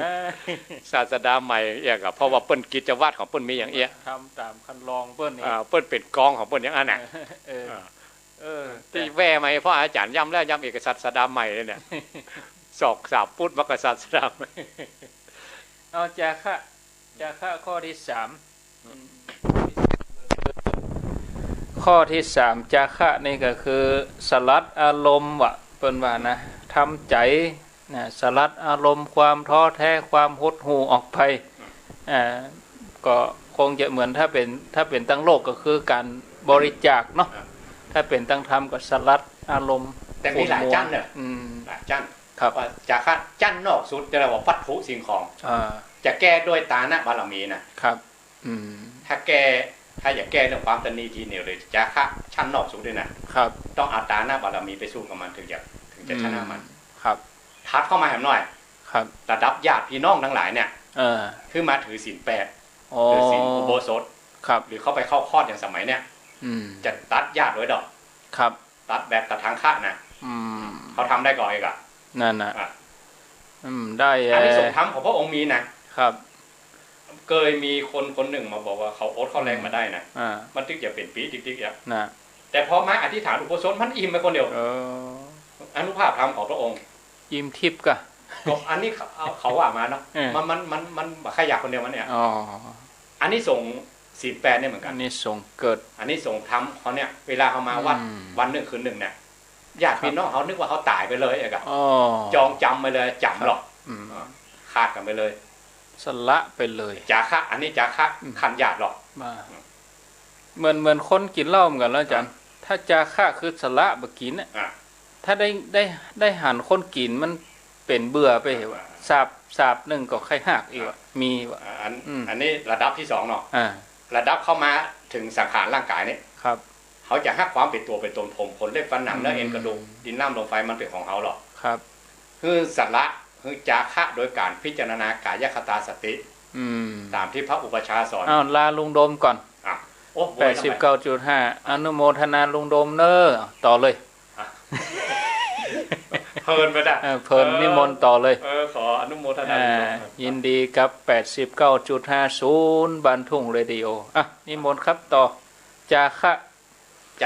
ตัวที่เขาจะสละความเป็นตัวเป็นตนของสังขารร่างกายเนาะครับเพื่อพิจารณาตามกายคตาสติ6 หมวด 14 ข้อนี้ตัวนี้เป็นตัวปราบมันเราเป็นตัวตรงข้ามเหมือนกับความมืดกับแสงสว่างเนี่ยมันเหมือนอยู่ด้วยกันมืดไม่ไหนมันแสงสว่างดึงหมีแสงสว่างอยู่ที่ไหนมืดก็ดึงหมีป้าละป้ากันนะความยึดมั่นถือมั่นในสังขารร่างกายเขาให้สละด้วยนะสละด้วยพิจารณากายคตาสติสละอย่างใดสละด้วยการพิจารณากันพิจารณาว่านี่มันเจ้าของเฮานี่นะไม่ใช่คิดเอาเดาเอานะมาได้มันต้องรู้แจ้งญาณทัศนะญาณเนี่ยแปลว่ารู้หรอกทัศนะแปลว่าเห็นทั้งรู้ทั้งเห็นเนี่ยก็ถ้าแบบกึดนี่ปัจจัยกึดเอาเดาเอาปัจจัยกึดเอาปัจจัยจะต้องปฏิบัติก็ไม่ใช่ปฏิบัติไปเลยนะมันก็ต้องมีวิธีจะฆ่ายังที่แปลงเครื่องประหารได้วะไปเราพูดแล้วผมจะสละจะฆ่าเนี่ยอันนี้ก็ถูกแล้วรู้อ่ะปัดใจแบบมาแล้วก็ว่าพูดแล้วว่าวินัยของพระองค์ห้ามแล้วมีอธิกรรมคือมีต้นแบบว่าสมัยนั้นตัวเจ้าอันนี้เนี่ยกับพิจารณากายคตาสตินะครับพิจารณาถึงระดับหนึ่งเกิดความเบื่อในสังขารร่างกายหันอสุภะตัวเก่าก็ มีตังค์เนาะ เบื่อตัว จ้างเอาจ้างมาฆ่า มา เลย เนี่ยจัดการให้กรรม จัดการให้กรรม อ่า พอพระองค์ปลีกจากวิเวกมาถามพระอานนท์น่ะ ถ้า เจ้า มี ไม่ ไหน ได้กับมดเนี่ย มดหายไปไหนมด โอ้ตายไปหมดแล้ว ก็จะฆ่าเอาไปฆ่าหมดแล้วฆ่ากันได้อย่างไรล่ะพระองค์สอบสวนเองเหมือนกันนะ เบื่อสังขาร พอพิจารณาทำพระองค์ว่าต่อไปนี่ไผ่อย่าทำเด้ออันนี้เป็นอธิกรรมเป็นต้นเหตุ ห้าม ห้ามท อ๋อมัน ำอันนี้ คิด คือ ลั ก บ ฎหมาย ไป มา เล แล้ว ย นั่นเพราะเรื่องอื่นๆที่เป็นตำนานหรือเรื่องเล่าก่อนนั้นบอกว่า ใจ กัน ละ นะ ใจละเนาะ นั่นมันจะแล้วเรื่องตั้งแต่นี้เป็นต้นไปเองอ่ะ อันนี้คือต้นบัญญัติ ต้นบัญญัติ อืม ศัพท์ธรรมะเรียกว่าอธิกรรมอยู่ที่นี่ บ่ควรทำ บัจเจบอกคนทำ ห้ามเลย ห้ามเลย ห้ามทำเลยนึกว่าจะ จะยักไปเลย อีกตัวนี้เพิ่นถ้าจะ เฮียนมาบ่โจ๊กเอา ถ้าตึกจาคะนี้ก็นี่มาเดือนนี้ก็เลย จาคะสละร่างกายนี่โดยการพิจารณากายคตาสติ ครับ ตัวเองจบเรื่องตั้งโลกบ่จบเนาะเป็นเรื่องเป็นเล่าวกันนักอยู่ ชั้นสุดท้ายจริงๆเนี่ยชั้นจิตชั้นใจเนี่ย ครับ สละกายเนี่ยมันยังยึดใจว่าเป็นของเขาอยู่นะต้องมอบกายถวายชีวิตให้ผู้ใดเจ้าในจิตในใจวะ ครับ อันนี้คือจะขะสลัดสิ่งที่เย้ายวนอยู่เพื่อสิ้นซากไปเลยตามความหมายนะครับ เรียกว่าปฏินิสโคอะ อ๋อนิสิโตนิสิโวสุญโยนะ อันนั้นกับเพศนาธาตุสีหรอก ครับ นี่ในบทนิโรธบทที่3 อ๋อ ปฏินิสโคมุตติแปลว่าหลุดพ้น อ๋อตัวนี้ และท้ายที่สุดเรียกว่าอานาลโยเปิ้นหมาอะไรหลังแล้วหรอก ไปทางหน้าเวิร์กแล้วไปอยู่แล้ว ครับ แต่อันนี้เป็นของพระอริยเจ้าบนอยู่ในอริยสัจธรรมจักร ครับ แต่พวกเขาทั้งหลายก็ต้องแบบตัดทางคะ เพียรเอา เพียนเอา เพียร ข่มเอา ทานปฏิบัติเพียรประพฤติปฏิบัติเอา ละเอาชั่วครั้งชั่วคราวละเอาแบบข่มเอา ครับ ละเอาแบบ เกย ให้มันเกยเป็นคล้องของใจไว้ก่อนกัน ครับ อันสุดท้ายคือข้อเนี้ยข้อนี้บัลลัมได้ยิน อุปสมะคือว่างสงัดจากกิเลสปลอดโปร่งโล่งแล้วก็สงบสุขอันนี้คือเป็นยังไงอธิษฐานธรรมข้อที่4เนี่ย อุปมาตั้งโลกอย่างนั้นนะครับ เขาทำงาน5 วันเนี่ย ยุทธเทสอง ยุทธ2อันยุทธ2 วันเนี่ยว่าว่างงานละ อ๋อ อันนี้ว่างแบบนะหรือว่างแบบเพิ่นไล่ออก ตั้งนี้ไปอีก7 วันไม่ต้องมานะอีกโอ้ขอบคุณมาก หรือเพิ่นยื่นซอกขาวเฮ้นะวันพรุ่งนี้ไม่ต้องมาทำงานวันฮือแล้วอีกไหม เปิ้นฮือพัก อันนี้ก็ว่างเหมือนกันนะ ว่างตัวนี้ ว่างงาน นี้อุตังโลก ว่างบางอย่างคนทำงานหนักๆเนาะเปิดขอลางานเองอะ ครับ ลางานว่า พักร้อนพ่องลาพัก อันนี้แบบถ้าโอสัพธรรมะเรียกว่าหนีทุกข์ ครับ เปลี่ยนทุกข์ ครับ ทุกข์ที่นี่หรือสบายที่นี่หรือหนักที่นี่ ครับ ง่ายไปแห่งติ่งหนึ่ง ย้ายไป ง่ายตุกหนีทุกข์คือทุกข์มันดับไปเองอะ ครับ อันนี้แบบแก้แบบโลกบ่ต้องถึงมือผู้เจ้าก็ได้ปราชญ์บัณฑิตครูบาอาจารย์ใครก็ทำได้วิธีหมู่นี้นะครับแต่ถ้าถึงกับขั้นดับทุกข์เนี่ยต้องระดับพระพุทธองค์ตรัสรู้ก่อนเป็นนายนำหมู่ออกไปก่อนแล้วถึงจะมีอุปสมะตัวเนี้ยถึงจะว่างได้จริงๆแบบพระพุทธองค์เลยครับแบบดับทุกข์แบบอริยสัจทุกคนก็มีสิทธิ์ก็มีโอกาสได้ถึงตัวว่างนี่ก็ครับ จุดว่างนี่ตอนที่พระองค์ก่อนจะพระองค์ปรินิพพานเนี่ยพระอานนท์ถามพระองค์เหมือนกันหรอกพระองค์นิพพานไปแล้วเนาะครับยังจะมีคนบรรลุธรรมอยู่ว่ะน่าจะมีอยู่ก็จะมีอาจารย์ก็ได้นะพันตามมาเนาะ ครับพระองค์บอกว่าตราบใดที่ยังมีคำสอนของพระองค์นะยังมีคนปฏิบัติตามคำสอนของพระองค์โลกนี่บอกว่างจากพระอรหันต์ว่าน่ะนั่นเลยออกมาถึงวันอ่ะอะไรไปเดี๋ยวแล้วโลกกว่าเปิ้นยึดกรรมเนี่ยกันเนาะโลกนี้ไม่ว่างอรหันต์เนี่ยก็เลยปรากฏทุกวันนะไปได้เนาะไปได้แม่ชีก็เป็นอรหันต์ได้อะจิตว่างกลัวจะได้จุดนั้นไม่ใช่ว่าปุ๊บปั๊บนะต้องฝึกอย่างยิ่งยวดนะต้องเอาขนาดนักเลยและมีกรรมปลอบใจพวกเขาทั้งหลายเหมือนกันเนาะครับพ ระพุทธองค์บอกว่าถ้าเกินกำลังนี่นะนี่กรรมของพระองค์เลยนะพระองค์ก็สอนมานะเกินกว่านั้นเกินกว่าปัญญาของคนที่หู้นะกรรมสอนทุกอย่างที่พระองค์สอนเนี่ยทำได้อะพระองค์บอกว่าเกินวิสัยเกินวิสัยพระองค์ก็สอนครับคำสอนต่างๆที่มาเนี่ยเป็นคำสอนที่วิสัยของสัตว์โลกทั้งหลายที่จะทำได้แล้วอู้ถึงอย่างอู้ง่ายเนาะอย่างยุคบัดเดียวนี่จะมีว่าจะมามีฤทธิ์มีอย่างมีแสดงปาฏิหาริย์มีฤทธิ์มีเดชเขาก็เอากรรมนี้ของพระองค์มาตัดสินว่าโลกนี้ว่างจากพระอรหันต์เลยนะมาถึงอย่าว่าจะต่ำกว่านั้นนะครับถึงตัวหน้าตาเจ้าเลยแต่ที่ออกตามข่าวนี่มันเป็นโฆษณาเนาะโฆษณาออกมาติ๊กคนโบราณว่าถ้าปี๊บเต็มแล้วมันจะบดังอันนี้นะที่เต็มหน้าที่จังมาลงโค้งข้างดักกลางดังคนเดียวละกังมันต้องละกังต้องคนตีกันนี่มันดังคนเดียวอันนี้ต้องคนอื่นมาตีอันนี้ดังคนเดียวเขาลงเนี่ยครับแสดงว่าโบราณมีมาแล้วถึงมีกรรมนี่ว่ามีอันที่อันไผ่เศรษฐีก็อย่างก็ไปตาที่เอาบาทไปนั่นน่ะพระบิณฑละค่ะอันนั้นพระองค์ก็ห้ามเป็นต้นมัญญาแล้วอันนั้นที่เรื่องปาฏิหาริย์นี่นะลองเท้าความอีกสักน้อยหนึ่งพระมหาโมคคัลลานะกับพระบิณโดนะครับตั้งหลังกันยาวก็ครับจำชื่อมาได้บิณโดละครับวันนั้นก็อรหันต์มีจริงกันแน่จริงก็เพิ่นไปบิณฑบาตเนาะก็ห้องอาหารต่อหน้าต่อตาได้กันอันบะเจี้ยไอ้เนาะยังอันถึงบะเจี้ยแน่ก็มาเลยไอ้เนาะแล้วหมู่คณาจารย์ทั้งหลายมันก็มาแหละครับข้าได้ลาบเหมือนกันหรอกเศรษฐีมันมีรางวัลเหมือนกันหรอกครับต้าตัวคือรางวัลโดยเอกหมู่ลัทธิต่างๆมากันนะกะลุ่มใส่เลยลุ่มใส่ลูกศิษย์ไอ้พวกหน้าม้าไอ้พวกมีก่อนเหมือนกันหรอกเหาะได้ก็ได้ตองยองได้ก็ได้ไม่ใช่เพราะจะเหาะลูกศิษย์ก็จักหลังไว้แหละแต่งนี่เนาะบัดถึงก็ฝีมืออาจารย์นี่ครับผมไอ้เนาะที่จริงมันก็ยากมาได้แต่ว่าลูกศิษย์ออกหน้าไว้อะแอคชั่นเห็นหน่อยแอคชั่นหน่อยอาจารย์ทำท่าจะเหาะลูกศิษย์จักหลังเล่นละครเป็นฉากๆคือกันเศรษฐียอมเองอะครับบัดต้องถึงอาจารย์แสดงแล้วเนาะเอาบาทลงมาให้เจ้าเอกอะแล้วพระมหาเถรเจ้าต่อสองตัวนี้เปิ้นสำเร็จอภิญญาอ่ะครับอันก็จะดูถูกไปติ๊กๆเนาะดูถูกสมณะอย่างในหนังมันว่านะครับ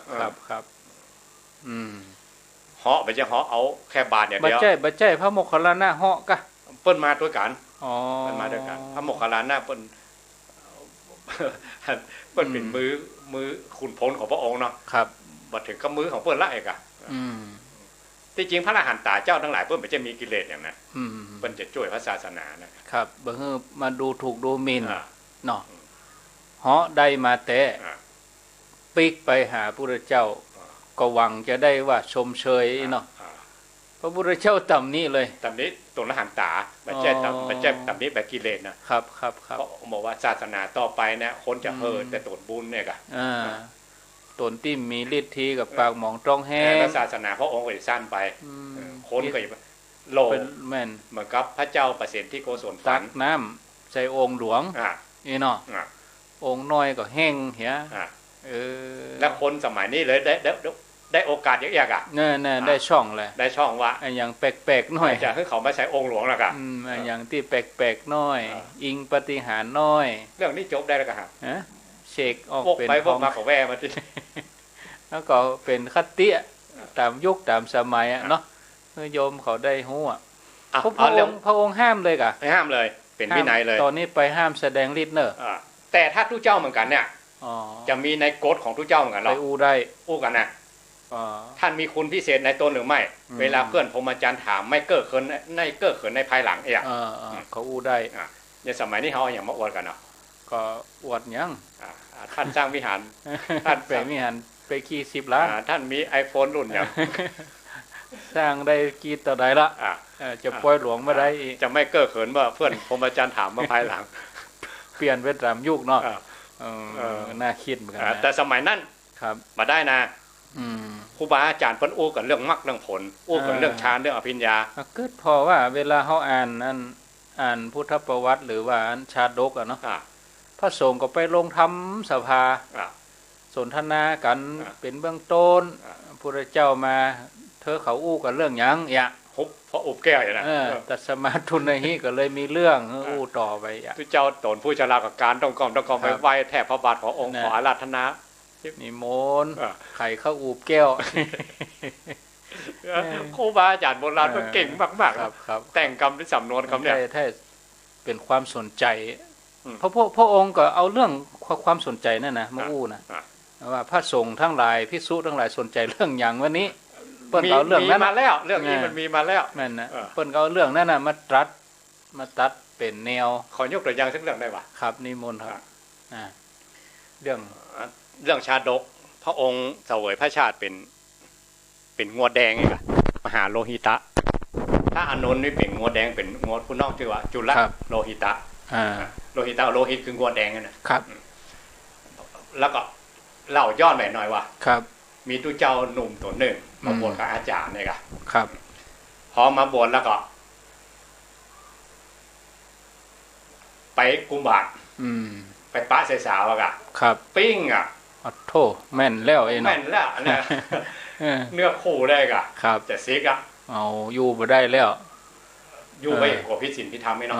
ก็ไปรายงานเรื่องอาจารย์ว่าครับผมอยู่กับอาจารย์มาได้แล้วคนจะซิกแล้วครับเป็นไงผมไปเมาสาวไอ้วันว่าซื่อๆนั่นเนาะครับอาจารย์ห้ามสปะเรื่องกุลเรื่องโทษเรื่องคารวะอย่างต่างๆมาฟังก็หู้น่ะแต่มันห้ามมาได้อาจารย์ผมฮักมานะโอ้ยจะซิกครับอาจารย์ทั้งหลายก็เลยปาไปเฝ้าพระพุทธเจ้าเลยล่ะพระองค์ใจวิธีใดพระองค์ทงเอาไม้อย่างกันได้เนาะหาทางมันก็แล้วกันครับเท้าความก่อนจะซิกเรื่องอย่างครูบาอาจารย์นั่งให้เป็นโมเนาะครับบังมาได้คนไหนโกหกพระพุทธเจ้าได้แล้วได้อะต้องบอกความจริงต้องบอกความจริงอายก็อายเนาะเมาสาวเองอะพระองค์จะซิกก็ได้เนาะพระองค์แต่ฟังพระองค์ก่อนฟังกรรมฟังพระองค์จะเล่าให้ฟังอันนี้อาจารย์ว่าเนี่ยเฉพาะหน้าเนี่ยครับเหตุการณ์ณปัจจุบันนั้นเลยว่าพระองค์ตอนที่พระองค์กับพระอานนท์เนี่ยตอนนั้นเป็นเกิดเป็นสัตว์เดรัจฉานเนี่ยเนาะครับเป็นงัวอยู่ในอยู่กับเจ้าให้เจ้านายกันทำงานวันข้ามอ่ะน้องงัว2ตัวนี่เกิดมาไล่เรียกกันนะงัวปีกกับงัวตัวน้องเนี่ยใส่ล่อไปบุกไหนงัวแข็งแรงเนาะไถนากับวันค่ำเวลาหน้านาเลิกจากหน้านาก็เป็นเอาบรรทุกเกวียนให้กันเจ้านาไปอ่ะครับบรรทุกของด้วยนะโอ้มันตุกเพราะว่าแข็งแรงกันเนาะเจ้านาก็ใจดีกันเลยว่าเวลาเข้าขอกกันนะถ้าคนไหนเป็นคนบ้านนอกบ้านนาอย่างโหดนะเพื่อจะเอาสุ่มไฟเราเอาใบไม้ดีพอโป๊ะมันต้องเป็นควันยุ่งๆครับเจ้านาปัดควันเขาใส่งัว2ตัวเนี่ยแก้นควันผ่องแสบหูแสบตาห้องไงกันอยู่ย่านหลายปีไหมโอ้ขนาดนั่นเลยเพิ่งก็มีครอบครัวก็มีลูกสาวคนเนาะครับวันหนึ่งปอกมันไปซื้อหมูน้อยมาเอาหมูน้อยมาแป่งคอกอย่างดีครับเลี้ยงก็เลี้ยงด้วยอาหารอย่างดีข้าวซุปต้มเมื่อกินเนี่ยข่อยเลยข่อยหมูโพธิสัตว์เจ้ามหาโลหิตะที่เป็นบอกข่อยงดต่อน้องกะที่เป็นพระอานนท์อย่ามาอยู่ดีกินดีเต้นการกับมันยากตึงเวลาคนเอาเข้ามากินแล้วก็นอนแล้วก็กินกันนะเอาหญ้าการวัดข้ามอ่ะครับแต่ถึงหน้าแรงมาไม่ได้กินหญ้าสดได้กินหญ้าแห้งๆมานะหารู้ไหมอันงงปีก็บอกว่าไอ้น้องไอ้เนาะพอไปเมินเนี่ยกันเรื่องนี้มันยาวต้องพอกันไปเมินเดี๋ยวไปฟังทัดสินใจเตื้อจะไปขอยเตื้ออันนั้นว่าเนี่ยนะอันมาขั้นที่2อ่ะเป็นงานวันมั่นว่าเนี่ยอันลูกสาวกันเนี่ยหมูนี่ก็คุณเต็มที่แล้วตุ้ยแล้วเนาะตุ้ยแล้วก็นี่เอาครับพอถึงวันดียามดีนะมาอาบหน้ามือนะมาคัดสูตรมากางเลยนะบอกกลัวเป็นโรคเป็นเชื้อยุงไม่ให้อะไรอย่างไล่ไม่ให้ตอมดูแลอย่างดีซ้ำคอยใหญ่ละอันนี้ว่าครั้งที่2นะไอ้น้องไอ้เนาะจะไปคอยพ่อไปแหมน้อยอันนี้ถึงวันแต่งงานลูกสาวมันนะกะลูกสาวที่เป็นคนเลี้ยงหมูบอกให้เป็นมาเลี้ยงหมูเนาะครับก็มักเอาเข้าเอาอย่างก็กินอาบน้ำอย่างดีครับพออาบน้ำเดี๋ยวก็ปิดไปกันมากันนะมีดเอามือซ่อนทั้งหลังมีดเลี่ยมมับยาวไปซอกคนน่ะหมดโทษฝนมาเรียบร้อยมาถึงแล้วหมูมันกุ้นแต่เลี้ยงมันก็น้อยเกยหรอเกยหล่นเข้าหามากึมาหอมมาเนาะ นึกว่าจะได้กินข้าว เปียคอนะมีดสวกเลย เลือดปุ่งเลย ตายทั้งที่ สะดุ้งยะเลยเนาะ ตู้เจ้าโดนที่จะซิกเนี่ยหั่นตัวเก่าเป็นหมูแม่นยิงที่เบาอะนะพระองค์เล่าอย่างนี้ก็เรียกว่าเอกคตาหั่นเลยเนาะหั่นตัวเองเป็นหมูโดนฆ่าอย่างอั้นเลยอย่างอั้นเลยพ่อเขาจะไปเมามันอย่างเนี่ยก็ได้เลยมันฆ่าเขาจัดก่อนเนี่ยโดยอภิญญาของพระองค์นะตอนนั้นเนาะครับเรื่องราวพระองค์เล่าอันใดล่ะตู้เจ้าตัวนั้นต้องเป็นอันนั้นไปเลยนะโอ้เป็นไปเลยเป็นไปเลยอ่ะโอ้ครับพร้อมกับความเป็นตัวเป็นตนอาสวัคขยายานก็บังเกิดขึ้นเลยเป็นตัวละหันตาตอนหน้าพระเจ้าพ่อเขาหมูตายเลยสำเร็จทำไปเลยพร้อมกับหมูนั่นตายไปอ๋อครับอันเนี้ยที่พระองค์เล่าเฉพาะหน้าอะไรเนี่ยที่เหตุการณ์ณปัจจุบันโอ้อันนี้ก็เหมือนกันเหตุการณ์เกิดขึ้นณปัจจุบันมีเรื่องเฮือได้กล่าวมีเรื่องเฮือได้อู้จะเอาวิกฤตเป็นโอกาสไว้กันครับตัวเจ้าตัวนี้จะซีกอยู่แล้วนะเนาะแต่พระองค์เอาวิกฤตตัวที่ตัวแล้วมีแหมตนจ้ะตีไปเมาลูกเปิ่นแล้วไปหันใช้แม่ไปใช่หันคุณยายหันอุ้ยกะหันอุ้ยน้องของพระสารีบุตรเนี่ยกะน้องของพระสารีบุตรพระสารีบุตรสั่งตู้เจ้าทั้งหลายหรออย่ามาง้ามีเนาะไปหันใช้อุ้ยเป่งไม่เอาแล้วเปิ่นยับแต่งงานมาอายุ7 ขวบอะเขี้ยวกับผมมีพระเลวตะเนี่ยกะเลวตะลองเล่าให้ฉันหน่อยพระสารีบุตรเป็นสั่งตู้เจ้าเนี่ยพระปะน้องเปิ่นมาใดน่ะยับมาบทเลยอนุญาตจากไอ้เนาะเนี่ยที่แม่เป็นโคเป็นเกียรติพ่อยังอ่ะครับเอาน้องไปบวชหมดอ่ะ7 คนอ่ะเหลือน้องลาคนเดียวอายุ7 ขวบแม่ไปจ้างอย่างไหนเรายับแต่งงานแต่น้อยนะครับคือปิดครอบปิดโคปิดพุกไว้ก่อนกลัวจะได้ไปบวชเลยตอนนั้นถึงวันที่ไปวันแต่งงานมันขี่ล้อไปหรอกขี่ล้อด้วยกันไปกันเนาะตัวเองกับไปเช่นเนาะเจ้าบ่าวเจ้าสาวอายุ7 ขวบอยู่เนาะมัดคุกกันไว้ก่อนนะครับแม่อุ้ยบอกว่าอยู่โดยหันโดยอันนี้ไผ่เนี่ยยังไงเนาะเทพตาเป็นถามเจ้าสาวนะแม่อุ้ยนะครับอาจารย์เล่าเนาะอันนี้อุ้ยนะครับแฮมเมิลเธอก็ยังแยกกันก็ยังแยกกันตามธรรมดาคนเขาก็ท่องเข้าลุยไล่ว่าจะไม่เหี่ยวเขาหน่อยกันแต่งว่าไปปวดนักปวดเบาชดลงล้อไปเข้าไปวัดอ่ะด้วยอภิญญาของมหาสัพพิพุทธเจ้าบ้างได้บวชตอนนั้นไปปะวัดทุกเจ้าบวชเลยแม่ไปเทียดตายแม่เป็นวันตายของพระสมหาสารีบุตรครับแม่ถึงหุกคิงเนี่ยโอ้เกียรติขนาดเกียรติทั้งโลกเนี่ยหวังจะได้สืบสกุลนะเอาไปบวชเสียพระสารีบุตรเพิ่นบอกก็บสอนแม่เพิ่นนะปลาคนดึงบางเพิ่นบัดยอมกันแล้วแม่จะไปยอมแต่ใดเตี้ยเนาะถึงวันตายว่าเนาะไปเอามันก็เอาแม่ลงเองก็แล้วกันเนาะแต่ต้องไปเปิ่งพรมพุ่งก่อนนะพระอินทร์พระพรหมมาเฝ้าหมดอ่ะเปิ่งพระอินทร์พระพรหมเปิ่งเทวบุตรเทวดาพุ่งก่อนพระอินทร์บอกว่าเอาสมัยน่ะเอากระถนที่เอากระถนเหี่ยวพายเป็นเลือดเนาะโทนบนหัวเลยนะเปิ้นเขาลบตรงละหันตาบ้านนั่นเนาะเอาออกไปรอบแล้วเปิ้นทายเป็นเลือดเนาะวันสุดท้ายมันครับโอ้แม่ก็เคล็ดแหละเนาะว่าไผ่มาเนี่ยแจ้งมาลูกเฮาอย่างมีอานุภาพขนาดนี้เนาะถามว่าไผ่มาเนี่ยตอนแรกก็เทวดาอันถ้าเทียบกับลูกมอกได้ก็มอกคนบ้านมอกละมอกขยมเนี่ยกะดกขนาดนั้นเลยเทวดานะครับแต่พระอินทร์ก็มอกตู้เจ้าบนใหม่เนี่ยกะโอ้แล้วพระพรหมก็มอกพระมหาเถระเจ้าทั้งหลายเนี่ยกะที่นั่งเนี่ยถ้าพระมหาเถระเจ้าทั้งหลายก็กราบลูกเราก็ของงอบอ่ะดกพระพรหมที่มาแสงสว่างลงเรื่องกับที่แม่ไหว้หาถึงวันเนี่ยกะแม่คนนับถือพระพรหมหรอกครับโอ้ได้นับโอ้ที่เขาไหว้ตั้งแต่น้อยมาพระพรหมเท่ามหาพรหมเนี่ยก็ยังฤทธิ์ทียังน้อยเลยพระมหาเถระเจ้าทั้งหลายคนกายกะครับพระมหาเถระเจ้าทั้งหลายก็ยังไหว้ลูกเขาอยู่หรอกำนันนี่ศรัทธาเลยกะศรัทธากะศรัทธาลูกเลยพอศรัทธาปุ๊บพระมหาสารีบุตรก็แสดงธรรมให้ฟังได้เป็นเนี่ยความกตัญญูของพระมหาสารีบุตรเนาะได้วันตายเลยแล้วก็พอได้สำเร็จธรรมก็แม่สำนึกก็ให้มันเลยมาน่ะ ให้ว่าโอ้ลูกเขา อ่า เป็น อี ตาย เฮา เป็นบ้า ลื น มมือมด แล้วก็ต้มให้ลูกแล้วเขานั่น สุดท้ายน่ะ เขาค่อยหลังพระสังฆาสารีบุตรร้านลูกศิษย์อ่ะ ครับ แม่กลับเขาต้ม ได้โพดแม่ตัว โพดแม่ เนาะแต่เปิ้ลมีคติแน่นอนนะแม่ ครับ มือหนึ่งของพระพุทธองค์น่ะปาไปถึงผับขุนไปหมดเลยได้หมดเลย สุดท้ายเวลาเปิ้นจะไปนิพพานเปิ้นก็ขอไปบ้านไปบ้านเกิดเมืองนอนแต่นี่ก็ยังมีสถูปอยู่ที่นารันทาคนไปเมืองนารันทาก็ต้องไปที่หั่นเดี๋ยวผมใครไปแล้วก็ครับอาจารย์ไปได้ไปเปิ้นตัวฮะ จะไป ตั๋วเครื่องบินก็ฟรีไป3 เที่ยวก็บ่ได้คือ10 เที่ยวไปเมืองนิวเดลีนะนึกถึงอย่างนี้กันนางสิริมาน่ะเนาะโอ้ภาวะแถมมือยังก็บ่เอาตามรักเพิ่นต้องได้ราคาขึ้นกะเนาะอันนี้มันลดราคาลง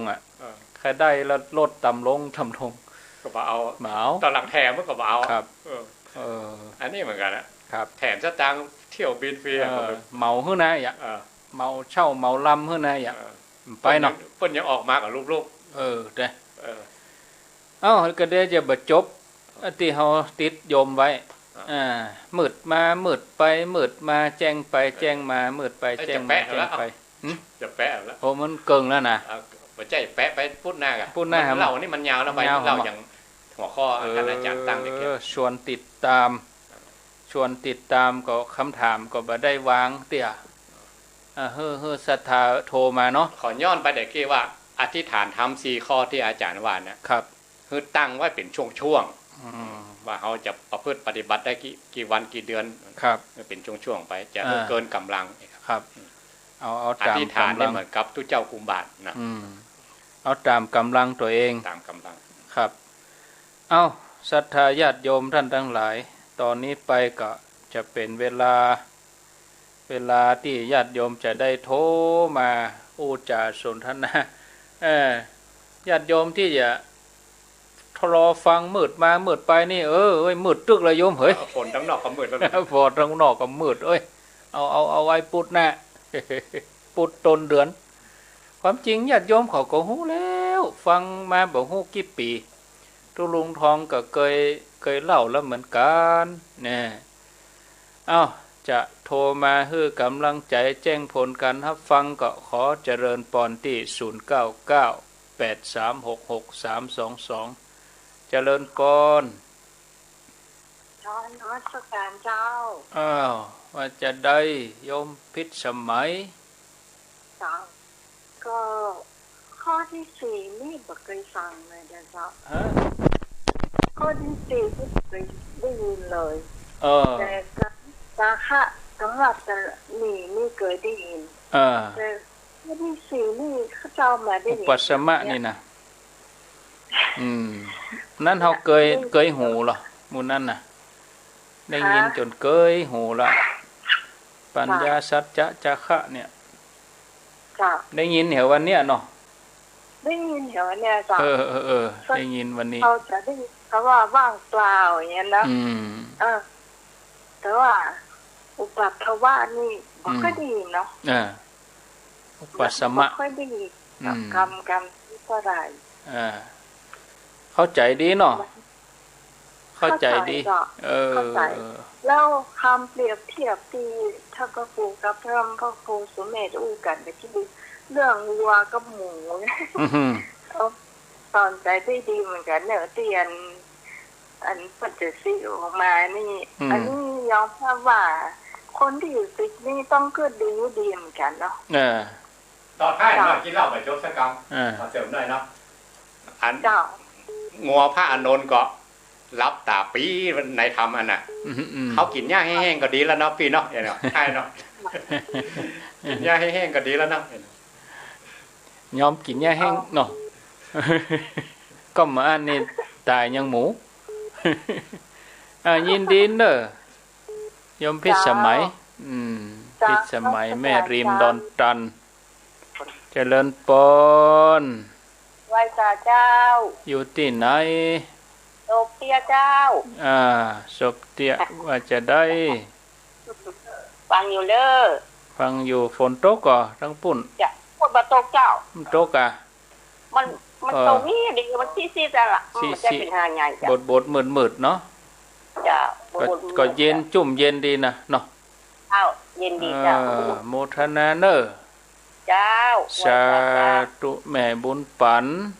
ศพเตี้ยจอมตอง0998366322มีเข้ามาจะแจ้งผลการรับฟังจะอู้จะจ๋าก็ขอเจริญปอนโทรเข้ามา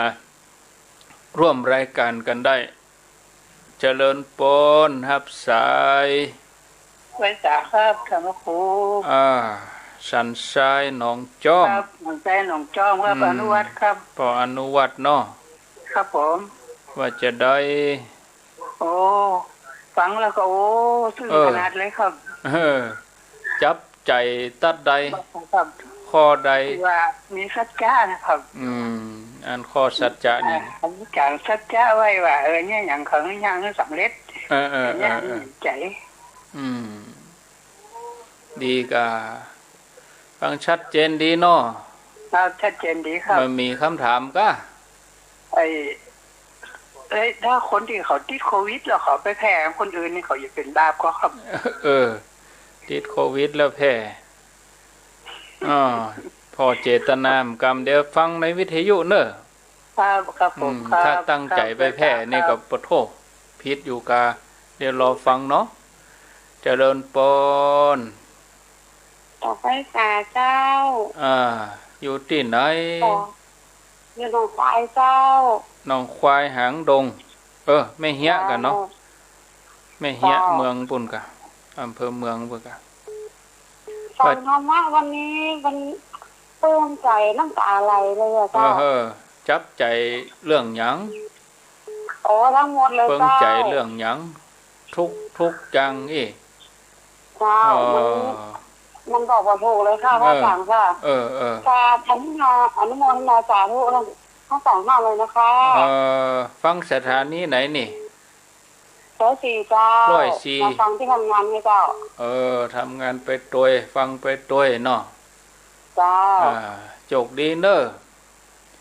ดีมีสุขแม่เหี้ยหนองควายแม่เหี้ย0998366322เจริญปอนไว้สาเจ้าท่านทั้งคู่แม่นวลว่าจะได้ก็เจ้าก็กะกะอู้ถึงอันอย่างเหรอโควิดเจ้าค่ะข่าวลูกยิงมันเป็นโควิดติดมานั่นไปกวดมาหูแล้วเป็นโควิดลูกยิงบ้านนั่นน่ะ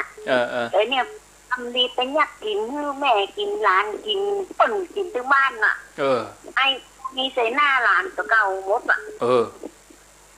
แล้วก็ติดลามไปเหรอกับเปิ้นตั้งใจก็แล้วสักกรรมสักมือรถมามันไปมันโบกมือบายบายลูกหลานเปิ้นตั้งใจบาปนักบาปหนานี่น่ะเปิ้นตั้งใจก็ฮะนั่นอันนี้ตั้งใจเต้ๆน่ะอย่างอันเนาะนั่นเนาะอย่างอ้างคนอย่างอ้างอีกรถมาฮับไปละคนตั้งหลัง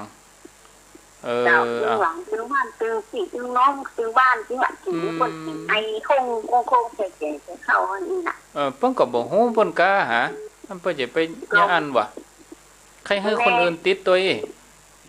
มันคือแม่กลางคนติดตัวอย่างอันน่ะไม่ยอมตุกคนเดียวลูกยิงเปิ้นลูกยิงล้อเดี๋ยวว่าลูกเตะ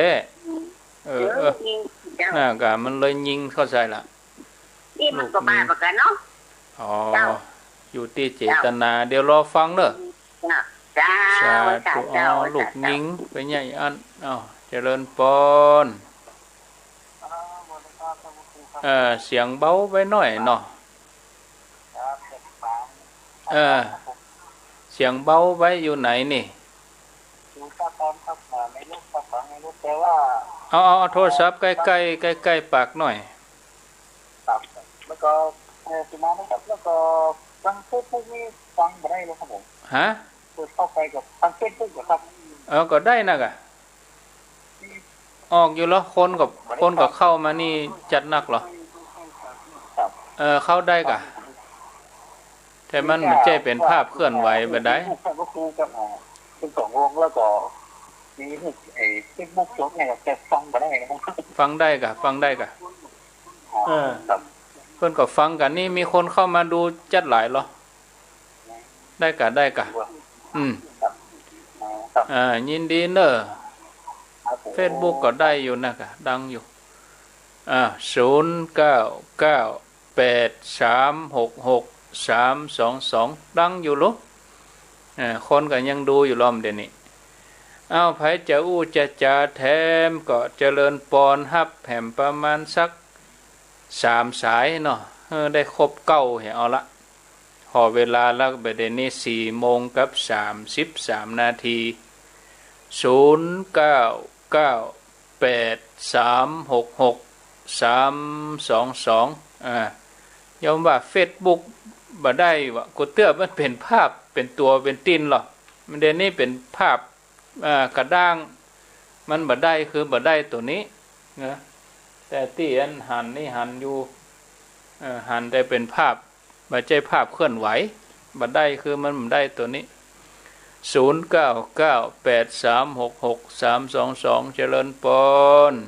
ไปสาเจ้าวันนี้เสาหินฮับได้เจ้าเสาหินดีเจ้าเสาหินที่ไหนเสาหินละปูนเจ้าอันนี้ฟังวิทยุกะเจ้าฟังวิทยุเจ้าวิทยุนี่ได้แน่นอนนะกะเจ้าต้องเฟซฮับบ่ได้ต้องเฟซพอบ่ได้เจ้ามันได้บ่ได้หันกะบ่ได้หันเจ้าเดี๋ยวนี้นะเจ้าพอดีจะฟังวิทยุเจ้าก็เลยโทรตั้งนึกว่าเปิดเฟซบ่ได้เป็นว่าบ่ได้เปิดเฟซอีกอ่ะบ่ได้เปิดเฟซอันกะคนละความหมายโลดเนาะเจ้ายินดีเนอะวิทยุได้ฟ้าห้องฝนตกพอดีวันนี้เดี๋ยวนี้มันหยุดแล้วเป่งแล้วเหรอเดี๋ยวนี้นะเจ้าเป่งแล้วเจ้าเป่งแล้วยินดีเนอะเจ้าเป็นกำลังใจด้วยนะเจ้าโชคดีเสาหินสีบัวบานปุ่นสีบัวบานเสาหินจำบอนปุ่นเจริญปนสายที่8ตู้ว่าครูได้ก็ Facebook ได้ก็บุ๊กบ่จ้างอันนี้บุ๊กแต่ว่าไม่ได้ยุ่งประเฟซประบุ๊กอย่างนี้บ่จ้างตู้เปล่าจ้างอ่ะผมขอบคุณมาจ้างพอไลฟ์บ่เป็นไลฟ์ซะครับเอาละโมอีก่อนละโมอีเอาละประเฟซบ่บุ๊กละไม่มีก็จะเสี่ยงเขาไม่มีก็เสี่ยงนักแถมมันกะจะมาซื้อความคือคุณตื่นของเก่าพ่องมันก็บังปันแห่ก็ได้บ่ดีนะกันเนาะธรรมดาดีอ่ะบ่มีแล้วร้อยไม่กี่ปังแล้วก็ห้อยแล้วบุละหลงจำนวนเอาไปแล้วเอาไปเจ้าอะไรอยู่ตะว่าอะไรอ่ะการขัดแจมือได้อันนี้บ่ฮู้นี่ใจอยู่ก็ขอแก้มันนี่แค่หูที่โกคอถวายนะเพราะว่ามันเป็นใหญ่เขาว่าบ้างนี่อันให้ทีล่ำเนาะกรรมฐานก็จะแตกลุกระบบประตูมาเที่ยงถาดไฟกับถาดไฟเข้าแทรกถาดไฟเข้าแทรกตาทีครับถาดไฟเข้าแทรกเป็นอย่างจีนเลยถาดไฟเข้าแทรกเขาอันอย่างมากเป็นอย่างแต่ว่านี่อย่างที่เจ้าวันต่อวันแหละ2 วันเว้นแหละอย่างผมว่าเนี่ยนะมันมาใช้แผลพูดแม่นนะผมมาแล้วใจผมทดประวัติเลยไปถามว่าขู่ไปถามเลยกะไปถามวัดเลยได้ฟังแต่กี้เพิ่มเติมก่อนแล้วใจแล้วเนาะก็แต่มาแต่กี้นี่ไม่ได้ยินมาใหม่เห็นที่ว่าขู่ว่านี่ไปหันยังแปมยังแต่ว่านี่พ่อเมียพุทธเจ้าเนาะวันนี้แม่ลูกวันนี้เรื่องงัววันนี้เรื่องงัวก็เรื่องที่อันเข้ามาจะเป็นอย่างเงี้ยนะ ยินดีเด้อ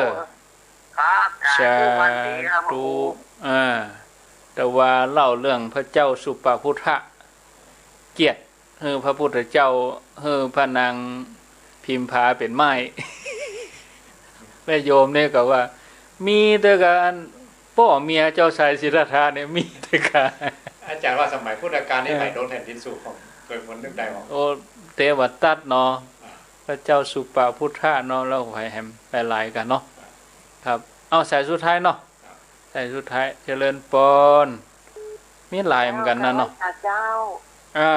จากทางใด ฟังอยู่เจ้า อยู่ที่ไหน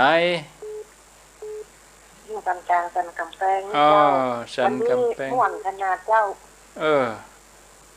สันกำแพงเนาะได้ยินชัดดีก็ เจ้าก็เปลี่ยนดีเจ้า ชัดแจ๋วดีฟังที่ฝ่ายหินนี่ก็ เจ้าฟังที่ไปเจ้า ติดตามมาเมินแล้วกันนี่ เจ้าที่ตามมาเมินแล้วมาได้โชว์เจ้าฟังเนี่ยคืนเนี่ยเจ้าเนี่ยวันฟังตลอดเจ้า มันล่ำได้ยินโลเนอะยินดีอ่ะเนอะ เจ้า ยินดีนักสาธุสาธุอ้าวสันกลางสันกำแพงเป็นสายสุดท้ายสายที่เก้าขออนุญาตได้พักก่อนเนาะสายที่หนึ่งนี่โยมพิสมัยสายที่สองนี่ก็แม่บุญปันยศพเตี้ยสายที่สามสันทรายสายที่สี่หนองควายแม่เหี้ยในเมืองสายที่ห้ากกาดก้อมแม่บุญกาดก้อมสายที่หกก็ตาตอนฟังอยู่ในรถโยมว่าเฟซบุ๊กบ่หันบ่ได้ยินก็ว่าเข้าบ่ได้ยังได้ฮู้เนาะเฟซบุ๊กนี้ได้ยินเด้อเสียงได้ยินภาพนี่เป็นภาพกระด้างบ่ได้เป็นภาพเคลื่อนไหวต่อไปก็เสาหินสีบัวบานฟัง104สายที่8ก็อยู่สระปี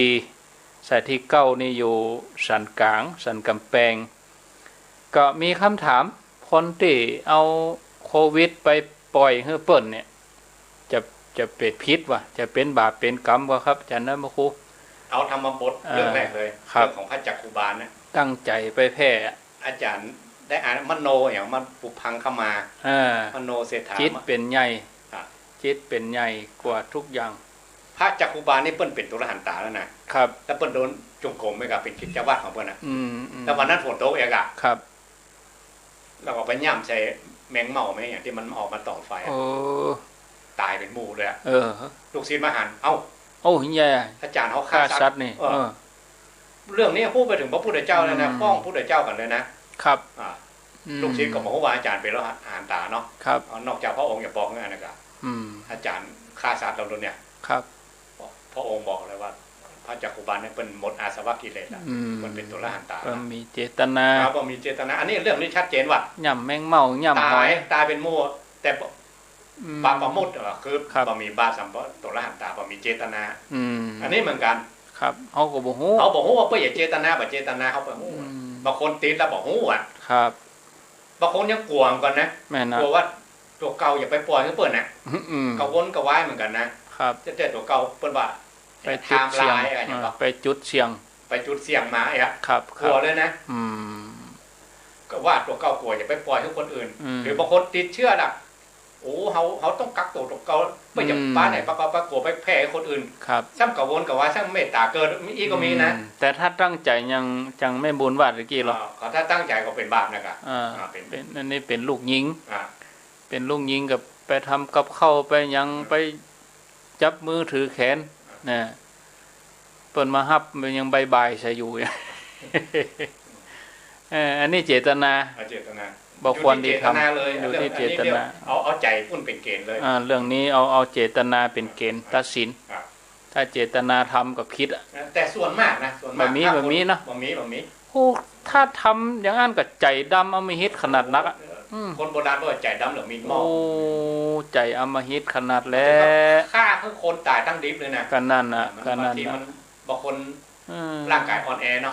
ปฏิเชื่อเราไปเลยก็มีทำลายชีวิตผู้อื่นน่ะเนาะไม่ควรท ไม่ใช่ไม่ควรทำไม่ต้องทำเลยไม่ต้องทำอย่าทำอ้าวแต่กี้อาจารย์ว่าไผ่ในสมัยพุทธกาลที่ถูกแผ่นดินสูบพ่องผมพอจะนึกได้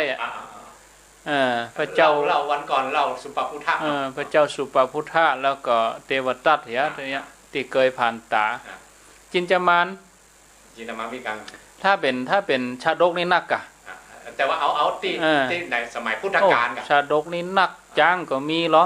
ในพานที่ไปเอาลิงแม่ตาบอดก็มีเหรอโอ้นักแผ่นดินสูบชาติสัตว์ทันที่อันนายพานไปเอาไปเอางานะเอาเตือเดียวแค่ผมพอนั่นนะอันนี้ได้คืบเอาชอบไปปิ๊กไปแผ่นดินสูบกองแบกเข้าไปแผ่นดินสูบวันก่อนนั้นเอาลิง2 ปีน้องเลี้ยงแม่ตาบอดนายพานนี่ยิงตาย2แล้วเอาแม่ตายแถมไปถึงบ้านฟ้าผ่าบ้านกะไปเสาะหาศพภรรยาเสาะหาศพลูกคือฮักตกใส่ถ่ายไปเหี้ยสมัยพุทธกาลอันนี้พุทธกาลนี่พอจะนึกได้กันเนี้ยพระเจ้าสุปพุทธะ5ลองว่ามาแหม3เนาะไผอัครสาวิกาฝ่ายซ้ายของพระเจ้าชื่ออุบลวรรณาแผ่นดินสูบกะไม่ใช่เปิ้นไปอันนี้เปิ้นไปบำเพ็ญเพียรอยู่ในป่าเปิ้นสำเร็จอรหันต์แล้วแต่เปิ้นอยู่ป่าไอ้กะไอ้หนุ่มคนนึงนักเมาเปิ้นน่ะหมายปองเป็นที่ต้องตาแล้วใหญ่ไปลักหมอบอยู่กุฏิมันตอนที่เปิ้นไปกุบาโอ้ก่ออาชญากรรมนี่อาชญากรรมเลยกะโอ้เขาเปิดประตูเข้ามาข่มขืนนะอุบลวรรณาโอ้แต่ไอ้หนุ่มนั่นโดนแผ่นดินสูบเพราะก้าวออกจากกุฏิเท่านั้นน่ะก้าวล่วงอรหันต์อรหันตาเจ้าอันนี้คือเป็นโจรมหาโจรเป็นกฎบัญญัติมาตอนหลังพระองค์บอกห้ามภิกษุณีอยู่เองต้องอยู่อาวาสอยู่โดยภิกษุมันอันตรายอ่ะกะแม่นกันไว้ก่อนอันแฮมอันนึงแฮมตัวอย่างนึงนันทยักษ์นี่เป็นอย่างสารีบุตรเจ้าเพิ่นขุดหัวใหม่ๆหัวมดกันเนาะแล้วก็พระมหาสารีบุตรนี่เพิ่นว่างๆมาเปิ้นอย่าไปโพดไผ่นะครับเปิ้นก็ไปนั่งสมาธิเข้านิโรธเองอ่ะครับเข้านิโรธเพื่อจะไปโพดชัดนะจริงๆตัวเพิ่นหมดกิเลสละครับอันนี้ผ่านมันเหาะก็ได้อ่ะกับบะเดชะของตัวอรหันตาเจ้าเขานิโรธเนี่ยปุ่งขึ้นทางบนมันเนาะเหาะไปเกิ้งไว้เห็นเนาะเกิ้งไว้มันไปบ่ได้อ่ะก็เป็นไผ่เนาะสมณะหัวโล้นว่าเลยนะก็ขวางตางกูอย่างนี้อ่ะเอากับบองของยักษ์ลงมาบุบเลยตามธรรมดาว่าโดนกับบองยักษ์บุบนี่ยังล้มนะคุยไปเลยแม่แต่บอกว่าถ้าบุบตอนบุบภาษาลิบุตรแม่แต่ชายชีบอลก็ยังมากระเทือนมันตบปากของคนเนาะคนเขานี่โลดแห่งดินน้ำลมไฟอย่างทุกอย่างอันตรายอย่างทุกอย่างทำมาได้แล้วยักษ์เนี่ยโดนแผ่นดินสูบพอค่อยหลังพระมหาสารีบุตรไปน้อยเดียวนะเหาะอยู่บนฝ้าดีๆนะครับโป่งไปหน่อยมหาปัทวีวูบลงมาวูบแล้วแยกเลยไปจีดูดเขาไปเลยลงมนหกไปเลยอ้าวอันนี้2แหมันเนาะมี5เนาะสุปพุทธะจินมาวิกาเทวตาจินจามานกับแม่นเทวตาไอ้หนุ่มที่ไปลักเมาวันนางอุบลวรรณาเทรีครับแล้วก็นันทยักษ์ที่บุบอันนี้คือสมัยพุทธกาล5 คน5 คนนอกก็สมัยพุทธกาลนั้นแผ่นดินจะแยกก็แยกแต่เนี่ยก็แยกจริงๆเนี่ยก็แยกจริงๆว่าน่ะเขาปัดถึงเขาประหารนี่แต่ว่าด้วยตับบะของสมัยนั้นตัวเองอ่ะเดี๋ยวนี้ประเด็นจะมีว่ะถ้าทำกรรมนักขนาดนักหนาแล้วจะโดนแผ่นดินสูบเนี่ยอันบันแน่นะ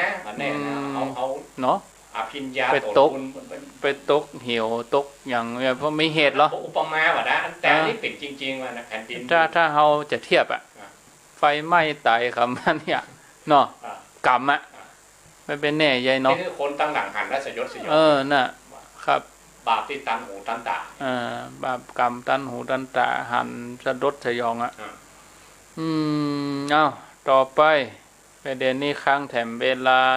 14 นาทีวางสายแหมรอบนะครับเนาะช่วงที่2ก็ญาติโยมเจริญปอน โทรศัพท์เข้ามาอู้จาสนทนาการที่เฮาบ่ได้ถ่ายทอดออกเฟซโดยภาพเคลื่อนไหวก็ดีไปอย่างนะแต่มาได้ใส่หูตลอด แล้วก็อันกินฉันน้ำฉันหยังก็ได้สบายแต่ถ้าเฮาถ่ายทอดออก Facebook มันอย่างใดญาติโยมเอาหูฟังใส่ก็บ่เปิงจะฉันน้ำก็ยังกูดูกะไลมันบ่สะดวกอันนี้สบายอีนะถ้าเฮาถ่ายออก Facebook ออกกลัวภาพออกมาเป็นที่บ่เหมาะบ่ควรเองนะช่างทาสีนั่นนะอันนี้ออกกะเสียงนี่มันสบายดีเนาะเจริญปนท่านพระครูเจ้าว่าจะได้ห้านี่แหละที่เอาอย่างก็ไปแก้พระพุทธเจ้าใดพระเชตวันน่ะ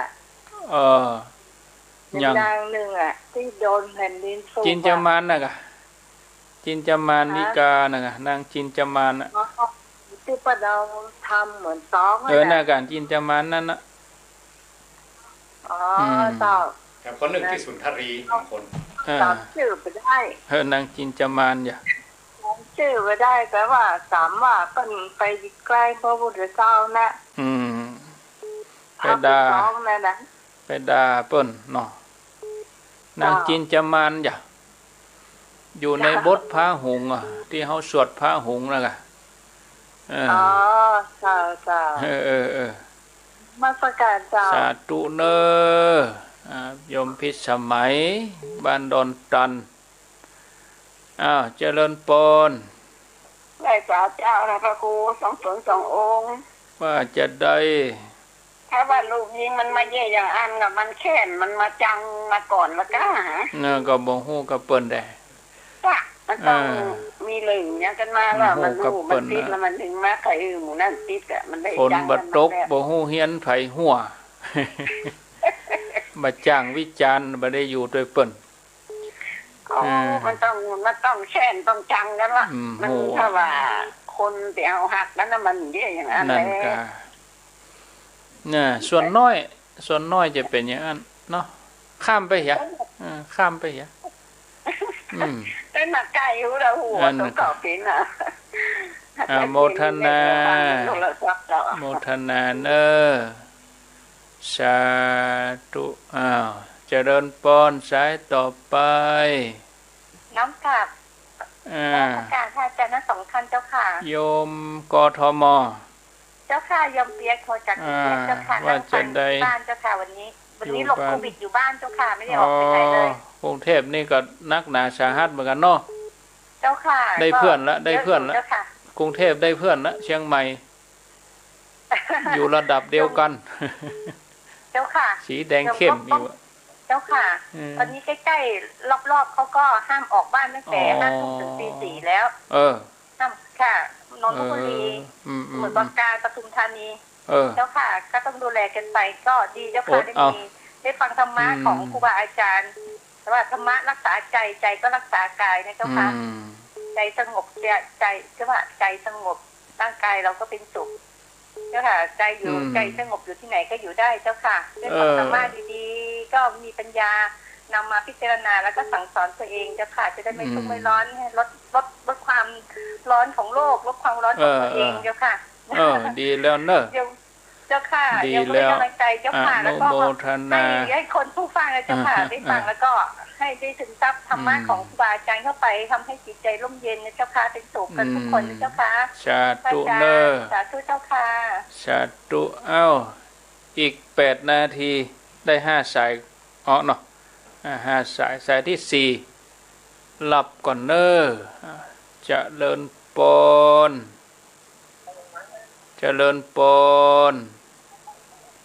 ติดแล้วเจริญปนมาอู้กับสายใหม่มา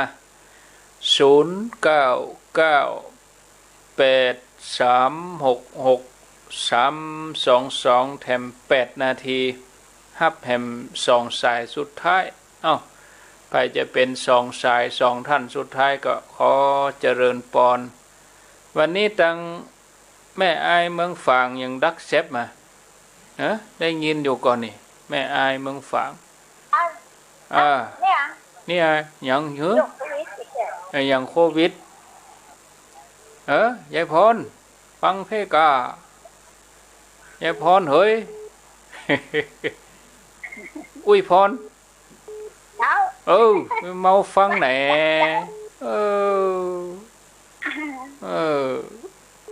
เมาฟังวิทยุนี่ว่าจะเป็นโรคโควิดยายพรที่จะไปเปลี่ยนจะได้อยู่บ้านไปเป็นอย่างตัดแล้วเจ็ดจันแวดบ้านน่ะวันนี้ฝนตกอ่ะมาแดดแรงไงดูแดดแช่แล่เนาะกลัวโควิดก็ว่าเพิ่นมาแอวอยู่ไกลๆได้เด้ออย่าโรคโควิดอย่าอยู่ปากประตูวุ่นเนาะนั่งอู้เนาะเอานั่นกะยายพร